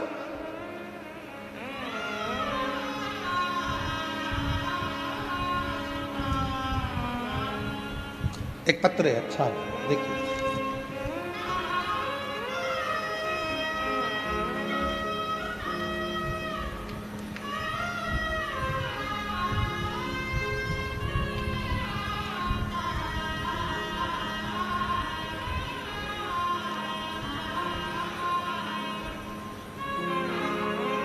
इसमें आज मेरे हाथ कांप रहे हैं और आंखों में खुशी के आंसू हैं। यह पत्र केवल कुछ शब्द नहीं है बल्कि एक पिता, एक परिवार और एक भक्त के हृदय की वह पुकार है जो महादेव के चरणों में अपना सर्वस्व अर्पण कर रही है। विवाह के कई वर्ष बीत जाने के बाद भी जब हमारे आंगन में किसी नन्हे शिशु की किलकारी नहीं गूंजी तो मन गहरी निराशा से भर गया था। हमने दुनिया के कई नामी डॉक्टरों के दरवाजे खटखटाए, उन्हें बताया कि हम पति पत्नी दोनों की सभी मेडिकल रिपोर्ट नॉर्मल है, विज्ञान के पास हमारे सूनेपन का कोई जवाब नहीं था। जब हर जगह से आस टूट गई तब हमें माँ ने आपके शिव महापुराण कथा के रूप में नई किरण दिखाई। तब डॉक्टर में हमने पहली बार घर पर कथा सुनना शुरू किया और फिर माँ ने पहली बार दौसा में गिरिराज जी के मंदिर के पंडाल में बैठकर आपकी कथा श्रवण की। सीहोर स्थित कुबरेश्वर धाम कंकर शंकर की पूजन करी, उसका रुद्राक्ष का जल पीना प्रारंभ करा। गुरुदेव, बाबा उंगली थामने के बाद शादी के कई साल के बाद गर्भ ठहर गया। गर्भ तो ठहर गया, आंकड़े की जड़ का प्रयोग भी करा, पशुपति व्रत भी करा। बाबा 3 महीने के बाद गर्भ ठहर गया, पर 6वां महीना या 7वां महीने के अंतर्गत बच्चे की धड़कन नहीं थी। बच्चा धड़कन नहीं है, श्वास नहीं है। इतने सालों के बाद खुशी आई और धड़कन नहीं। डॉक्टर ने कहा इस बच्चे को निकाल दीजिए। बच्चे को निकलवा दिया गया, फिर आस टूट गई। बड़ी मुश्किल से इतने सालों के बाद तो खुशी आई थी, वो भी चली गई। हिम्मत नहीं आ रही। तब बाबा के विद्याधर नगर में, जयपुर में कथा हुई, पहुंच गई उस कथा में और सुना था कि पंडाल की मिट्टी गर्भ पर लगाई जाती है और बाबा से बैठकर प्रार्थना करी जाती है तो झोली जरूर भरता है। विद्याधर नगर के स्टेडियम में बैठकर कथा सुनती। अंदर जाने की परमिशन नहीं मिल रही थी क्योंकि भीड़ बहुत थी रोड के किनारे डिवाइडर के बीच में बैठ गई, उसी मिट्टी को अपने पेट पर लगाकर कथा सुनती रही, प्रार्थना करी। जब कथा पूरी हो गई, रात को गई पंडाल में, वहाँ की मिट्टी को अपने गर्भ से लगाया, 2.5 महीना भी निकला और मेरा गर्भ ठहर गया, और बाबा की कृपा से आज मैं पुत्र लेकर आई। आज इस पंडाल में मैं अपने बेटे को लेकर आई, मैं अपने पुत्र को लेकर आई हूँ, जो कई सालों के बाद मेरे बाबा ने। बैठे हैं क्या यहाँ? आप ही हैं? ऐसा हाथ हिला दो। बच्चा है साथ में? आ जाओ, ले आओ बच्चे को, लिया। वापिस एक बार हाथ हिला दो वहीं से, एक बार हाथ हिलाओ ऐसा। हाँ, लिया ही। कई सालों के बाद मेरे बाबा ने फिर मेरी झोली भर दी। आज मेरे जीवन की सबसे खुशी का पल है जिसको मैं महसूस कर रही हूं। जीवन एक लाइन अच्छी है, एक लाइन उन्होंने लिखी है, बाबा इस उपकार को हम कभी भी भूल नहीं पाएंगे। आपके द्वारा दिखाए गए इस भक्ति के मार्ग के लिए हम जीवन पर्यंत आपके और प्रभु के ऋणी रहेंगे। और लुटा दिया भंडार काशी वाले,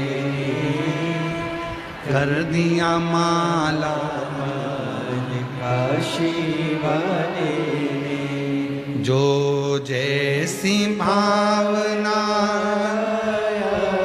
वो वैसा ही फल पाया, नहीं खाली उसे लौटाया, वो मन ही मन हर्षाया, और कर दिया माला माल काशी वाले ने, लुटा दिया भंडार काशी वाले ने। पहले दिन की कथा में कहा था, दुनिया के लोग कहते हैं ये शिव महापुराण की कथा। वो आपके कथा के जो मुख्य व्यवस्थापक है ना, आत्री जी, कहाँ हैं? कहीं बैठे हैं? अच्छा, ये है। ये जब आए थे, खड़े हो जरा आत्री जी, खड़े हो जाओ, खड़े हो जाओ।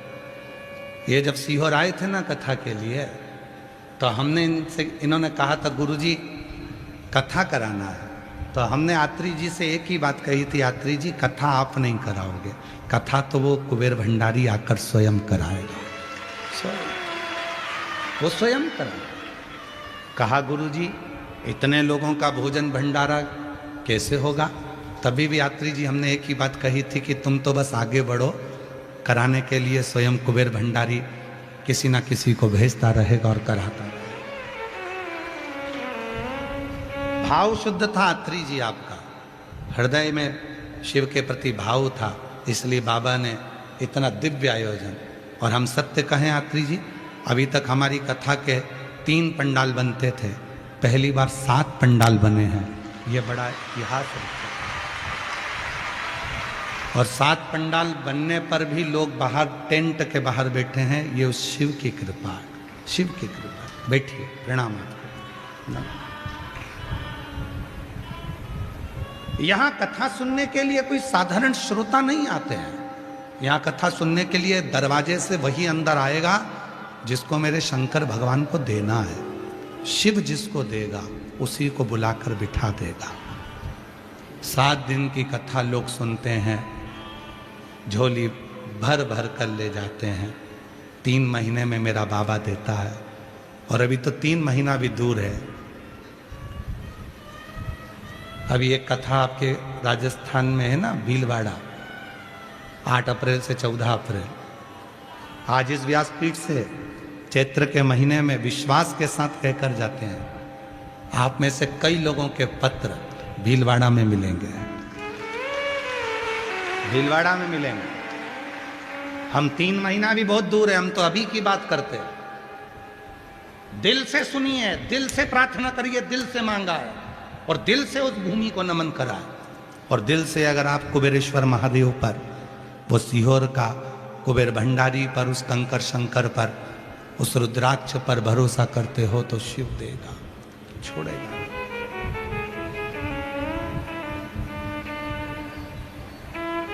हम जितने लोग सीहोर आते हैं, हम उनसे एक ही बात कहते हैं कि तुम कुबेरेश्वर धाम आओ, तो सबसे पहली दंडवत प्रणाम तुम्हारा दरवाजे पर होना चाहिए, सबसे पहले उसकी चौखट पर प्रणाम कर कर जाना, दंडवत कर कर जाना कि तेरे दरवाजे पर आई हूं, तेरी चौखट पर आई हूं। इसके बाद किसी दूसरे के दरवाजे पर मत जाने देना, इसी दरवाजे से मेरी झोली भर देना, फिर दूसरे दरवाजे पर ना जाओ, इस चौखट से जाओ। और हमारा कुछ ना बिगड़ेगा, तुम्हारी शान जाएगी, पकड़ लो हाथ त्रिपुरारी, नहीं तो डूब जाएगी। शिव पात्र नहीं देखे हैं, शिव कपड़े नहीं देखे हैं, शिव तुम्हारा चेहरा नहीं देखे हैं, शिव तुम्हारा स्वरूप नहीं देखे हैं, शिव तो केवल भाव देखे, केवल भाव, केवल भाव।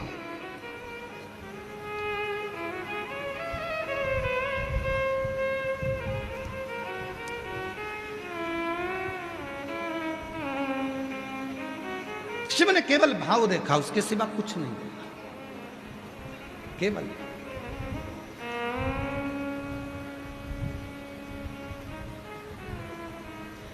और तेरे दरबार की बाबा निराली शान देखी है, मेरे ओघड़दानी, हे मेरे महाकाल, हे मेरे विश्वनाथ, तेरे दरबार की बाबा निराली शान देखी है, तुझे देते नहीं देखा, पर झोली भरी देखी है। तुझे देते कभी नहीं देखा, पर झोली भरी देखी। और कैसे मालूम पड़ता कि झोली भरी? इन पत्रों के माध्यम से, ये जो पत्र आते हैं इनके माध्यम से मालूम पड़ता है कि झोली भर दी तूने।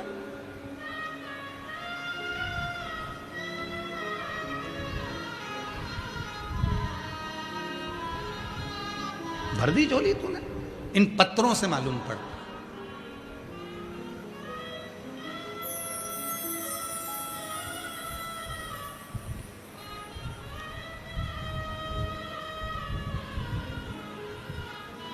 शिव कथा कर रही है, शंकर भगवान तुम्हारा पात्र नहीं देखे।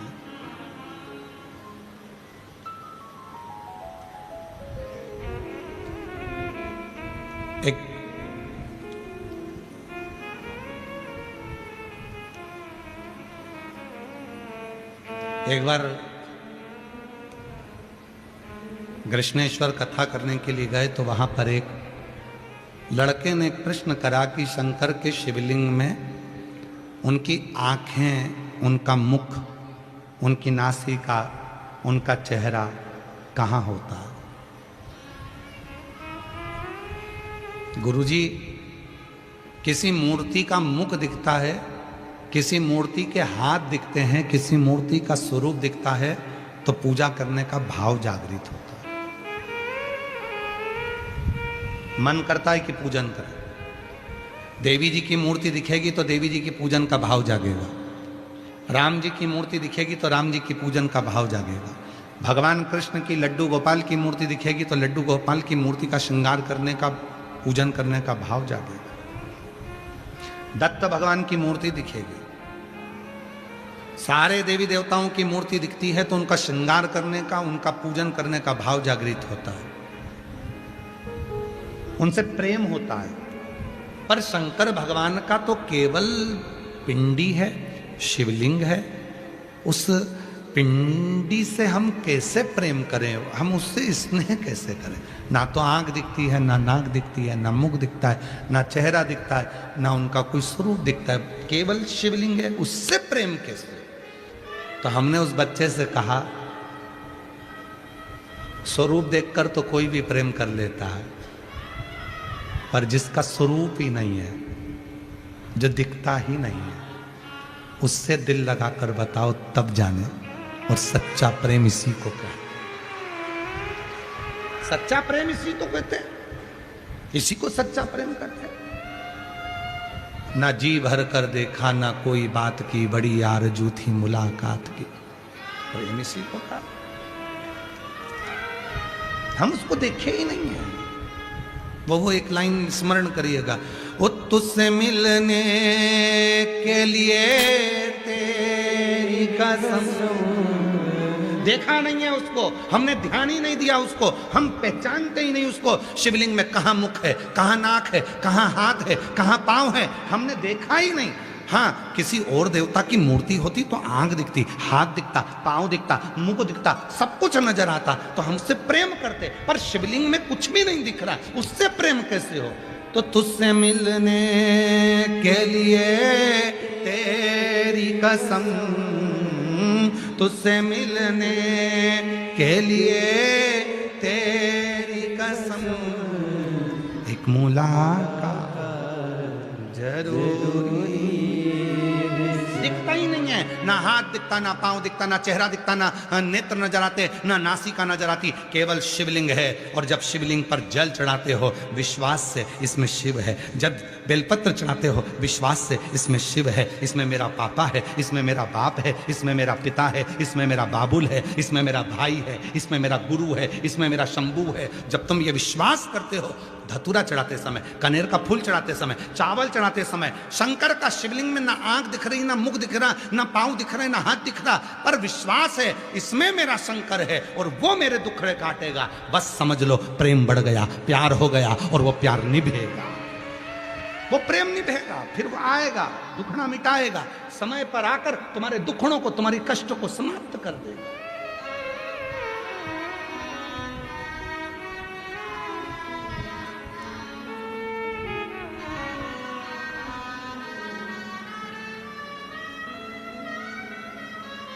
कितना देता है वो, कितना, उसके देने की कोई सीमा नहीं है। हम पत्र नहीं पढ़ पाते। कल भी एक पत्र आया था, उसमें एक माता जी ने लिखा, हम इतने सारे पत्र देते हैं, आप लोग पढ़ते नहीं हो गुरुजी। हम पत्र ही पत्र पढ़ेंगे तो जयपुर वाले कहेंगे लेटर ही पढ़ने आए हैं। आज एक काम करें कि आप लोगों का मन हो तो थोड़े से पत्र तुमको दे देते हैं, पढ़ लो, और पढ़ोगे और आपसे माइक पे हम माइक दे देंगे, आप बता देना कि इसका क्या काम हो गया। बस इतना बता देना कि नौकरी लगी, कि बच्चा हुआ, कि क्या हुआ, कि क्या हुआ। तैयार हो क्या? भेज दें थोड़े पत्र नीचे। हम नहीं पढ़ पाते, हमारे पास समय नहीं इतना, हम थोड़े बहुत पत्र जो आते हैं। पर याद रखना, पत्र भेजना तुम्हारा काम है, पढ़ना उस शिव का काम है। जितने पत्र आते हैं सब यहाँ इकट्ठे होते हैं, आखिरी दिन उसको व्यासपीठ पर रखा जाता है। आप लोगों ने दर्शन करे होंगे कभी कथा में, आखिरी दिन व्यासपीठ पर उसको पूरा लाया जाता है और बाबा को हाथ जोड़कर प्रार्थना कर कर कहा जाता है, बाबा इन सब की झोली खुशियों से भर देना, किसी नारी की गोद खाली ना रहे और किसी पुरुष की जेब खाली ना रहे, सब तुझे। पत्र तुम लिखो। कई लोग सोचते हैं गुरुजी पढ़ते नहीं तो हम लिखे नहीं, लिखो। तुम गुरुजी को नहीं लिख रहे, तुम अपने पिता को लिख रहे हो, तुम अपने बाबुल को लिख रहे हो, तुम अपने पिता को लिख रहे हो, तुम भगवान को लिख कर दे रहे हो कि हमारा ये काम हुआ, हमें बाबा ने ऐसी कृपा कर दी।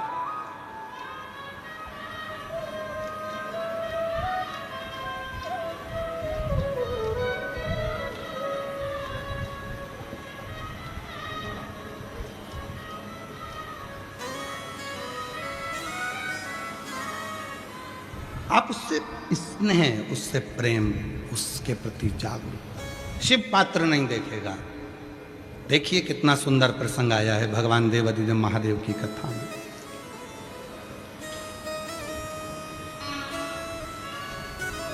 मां जगत जननी पार्वती जी तप कर रही है, पूरा शरीर उनका कोमल हो गया, चेहरा उनका काला हो गया, शरीर काला पड़ गया, दुर्बल हो गई, नाम अर्पणा हो गया। नाम पड़ गया अर्पणा। दो नाम है मेरी माता के जो बड़े फलदायी हैं। एक नाम है अर्पणा और दूसरा नाम है तिलकेश्वरी। नाम बोलो दोनों, अर्पणा और तिलकेश्वरी। शायद तिलकेश्वर महादेव का एक मंदिर तो राजस्थान में भी है हमारे स्मरण में कहीं है वो, और पहाड़ी पर है, और उदयपुर साइड में या कहीं होना चाहिए, उसका हमको स्मरण कहीं नहीं आया। एक बार हमने उसको स्कंद पुराण के अंतर्गत उसको लिया था थोड़ा सा। तो तिलकेश्वर महादेव का एक मंदिर राजस्थान में, उसमें सीढ़ियां नहीं है, चेन पकड़कर चलना पड़ता है ऊपर पहाड़ पर। और शायद आप लोगों में से कई लोग गए भी हो सकता है। उसमें सीढ़ियां नहीं है, उसमें चेन लटकी हुई है, उस चेन को पकड़ पकड़ कर तिलकेश्वर महादेव पर दर्शन के लिए जाना पड़ता। कोई गया है आप लोगों में से? नहीं गए? ठीक है, एक राजस्थान में ही है वो मंदिर, तिलकेश्वर महादेव।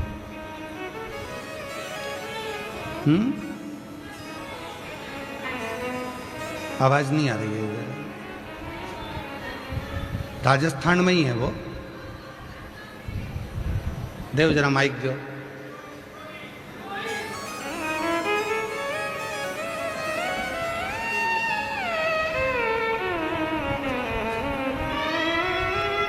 देव वो माता जी को दे दो, बता दे इसका। हाँ भाई को दे दो, फिर माता जी को दे देना, उनको मालूम होगा उसका। प्रणाम गुरुदेव जी नमन। ये जिस मंदिर का आपने वर्णन किया ये देवनगरी सिरोही में है। सिरोही में? अच्छा ठीक ठीक है, प्रणाम, बहुत बहुत साधु, प्रणाम, धन्यवाद। तिलकेश्वर महादेव। तो माता जी के दो नाम का स्मरण करिएगा, एक है अर्पणा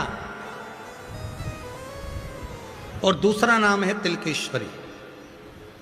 शिव जी का एक नाम है तिलकेश्वर, जो आपने गांव का नाम बताया। एक राजस्थान में भी मंदिर है तिलकेश्वर महादेव का, वहां सीढ़ी नहीं है, चेन लटकी हुई है पहाड़ पर, तो चेन से चढ़ा जाता है। तो दो नाम आते हैं, एक अर्पणा, एक तिलकेश्वरी। अर्पणा और तिलकेश्वर।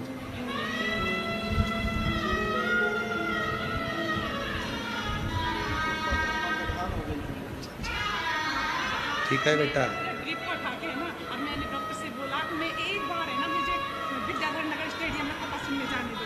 वो देखते हैं तुम्हारे सिर में हाथ दे दो, उनकी मेरी पूरी जान से जाने बाबा। जी कह रही है डॉक्टर ऑपरेशन करने के लिए बोला और कहा कि तेरे शरीर में जो गांठ है वो ठीक नहीं है चेस्ट में। ये कहने लगी एक बार मुझे विद्याधर नगर में सीहोर वाला बाबा आया है, कथा सुन लेने दे, फिर तुम जो कहोगे मैं ऑपरेशन करा लूंगी और जो होगा देखा जाएगा। बाबा डॉक्टर कहता है हम भी देखें तुम्हारे शिव में कितना बल है। और दूसरी बात, जब डॉक्टर ऑपरेशन करा और गठान में कुछ नहीं निकला तो डॉक्टर ने भी आश्चर्य कर लिया कि ये रिपोर्ट है जो पूर्व में आई वो हट कैसे है। साधु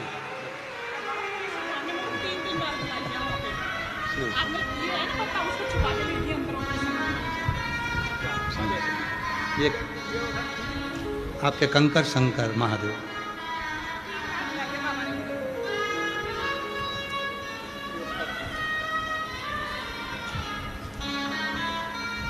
दो नाम का स्मरण अपने पास में रखिएगा। चलो सब लोग बोलेंगे, पहला नाम कौन सा है? अर्पणा।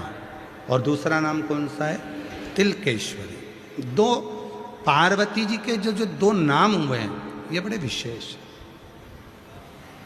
एक अर्पणा नाम, कभी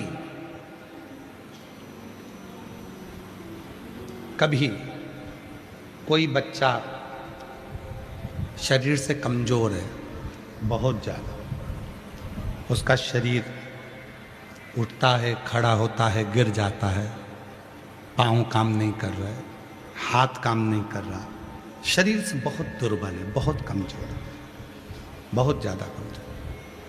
तो शिव महापुराण में अर्पणा नाम की महत्वता कही गई। सप्त बेलपत्र के कमल बनाना है, थोड़ा समझिएगा। सप्त बेलपत्र का कमल दल बनाना है। सप्त बेलपत्र का कमल दल कैसे बनेगा? जैसे सारी डंडियों को एक साथ कर लो और फिर उसको फैला लो, उसको सप्त बेलपत्र को चारों तरफ कमल दल जैसा, समझ में आ रहा है ना? उस पहले बेलपत्री को सब इकट्ठी कर लो, एक साथ बेलपत्र एक के ऊपर एक रख कर इकट्ठी करो और एकाग्रित करने के बाद उन बेलपत्र को चारों तरफ, डंडी बीच में हो और पत्तियों को चारों तरफ घुमा लो, उसको सातों बेलपत्र को कमल दल बना लीजिए और अर्पणा माँ जगत जननी अर्पणा माता के नाम से किसी भी शिवालय में प्रदोष के समय पर प्रदोष काल में उसको समर्पित कर दो। 7 ही चावल के दाने उस पर समर्पित कर दो। 7 चावल के दाने और 7 बेलपत्र वापिस लेकर आ जाओ। चावल का दाना सुबह के समय पीस कर या भोजन में मिलाकर, वो जो कमज़ोर बच्चा है, जो शरीर से बहुत कमज़ोर है, कोई अगर लकवे से ग्रसित हो जाता है, कोई पैरालिसिस हो जाता है, कोई का शरीर एकदम दुर्बल, कोई बीमारी के कारणवश हो जाता है, नहीं काम करता, उसके लिए भी काम करेगा। चावल का दाना सुबह सुबह पीस कर खिला दो 1 दाना, या फिर भोजन में मिलाकर खिला दो। बेलपत्र की पत्ती भले सूख जाए, उसको रखकर बारीक पीस कर उसको नरम कर कर या तो भोजन में मिलाकर खिला दो, ऐसे ही खा ले तो ऐसे ही खिला दो। 7 दिन का नियम पूरा करिए, आपको खुद मालूम पड़ेगा कि 9वें दिन से उसके शरीर में एक ऊर्जा आने लगेगी और वो धीरे धीरे अपने शरीर पर स्थिर होगा। अर्पणा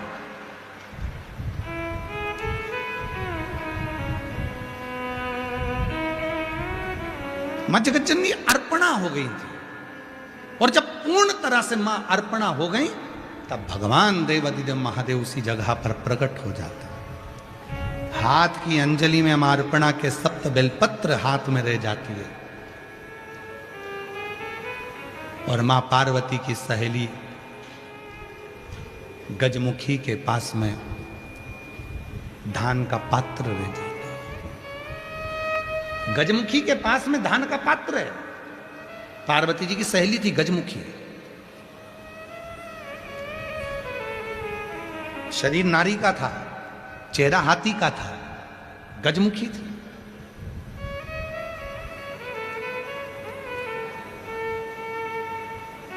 गजमुखी के पास में पात्र है, उसमें धान है। धान हाथ में रह गया, 7 बेलपत्र मां जगत जननी जगदम्बा के हाथ में रह गई और शिव प्रकट हो गए। अर्पणा क्या चाहती हो? आपके लिए ये शरीर ऐसा हो गया, इस शरीर को शुद्ध कर दीजिए। शिव जी ने तुरंत मां जगत जननी को दर्शन देकर, और जो शरीर पूर्ण कमजोर था, दुर्बल था, काला था, शरीर बहुत बहुत हड्डी का ढांचा हो गया था, मेरे शंकर भगवान ने दर्शन देकर स्पर्श कर कर अर्पणा को फिर वापिस स्वस्थ कर दिया। तो अर्पणा अर्पणा एक और शंभु शरणे पड़ी मांगो घड़ी रे घड़ी दुख काटो दया करीने दर्शन आपो शंभु शरणे पड़ी मांगो घड़ी रे घड़ी दुख काटो दया करीने दर्शन आपो ओ शंभु शरणे मांगो घड़ी रे घड़ी दुख काटो दया करीने दर्शन आपो। एक माता का नाम है तिलकेश्वरी। पहले भगवान शंकर के नाम का जय घोष हो, बोल तिलकेश्वर महादेव की। भगवान शंकर तिलकेश्वर महादेव है और मां पार्वती तिलकेश्वरी। शिव बगला है, मां पार्वती बगला मुखी है। शिव ध्रुमवान है, पार्वती ध्रुमावती है। शिव कमल है, पार्वती कमलावती है। शिव भैरव है, पार्वती भैरवी है। शिव मातंग है, पार्वती मातंगी है, ऐसे स्वरूप।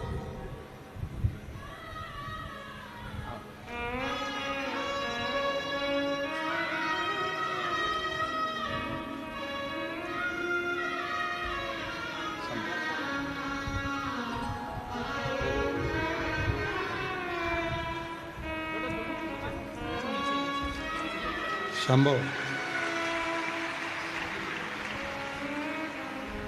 रोती नहीं, अब खुश हो, अब तो दे दिया बाबा ने। विद्याधर नगर स्टेडियम में पहुंच गई, कथा श्रवण करी, माँ की मिट्टी को गर्व से लगाती, बाबा से कहती अगला कथा जब भी जयपुर में हो तो मैं गोदी में लाल लेकर जाऊं। और शिव की कृपा से कई वर्षों के बाद बाबा ने लाला दे दिया। एक बार जोरदार ताली बजाओ। शंभो, चलो।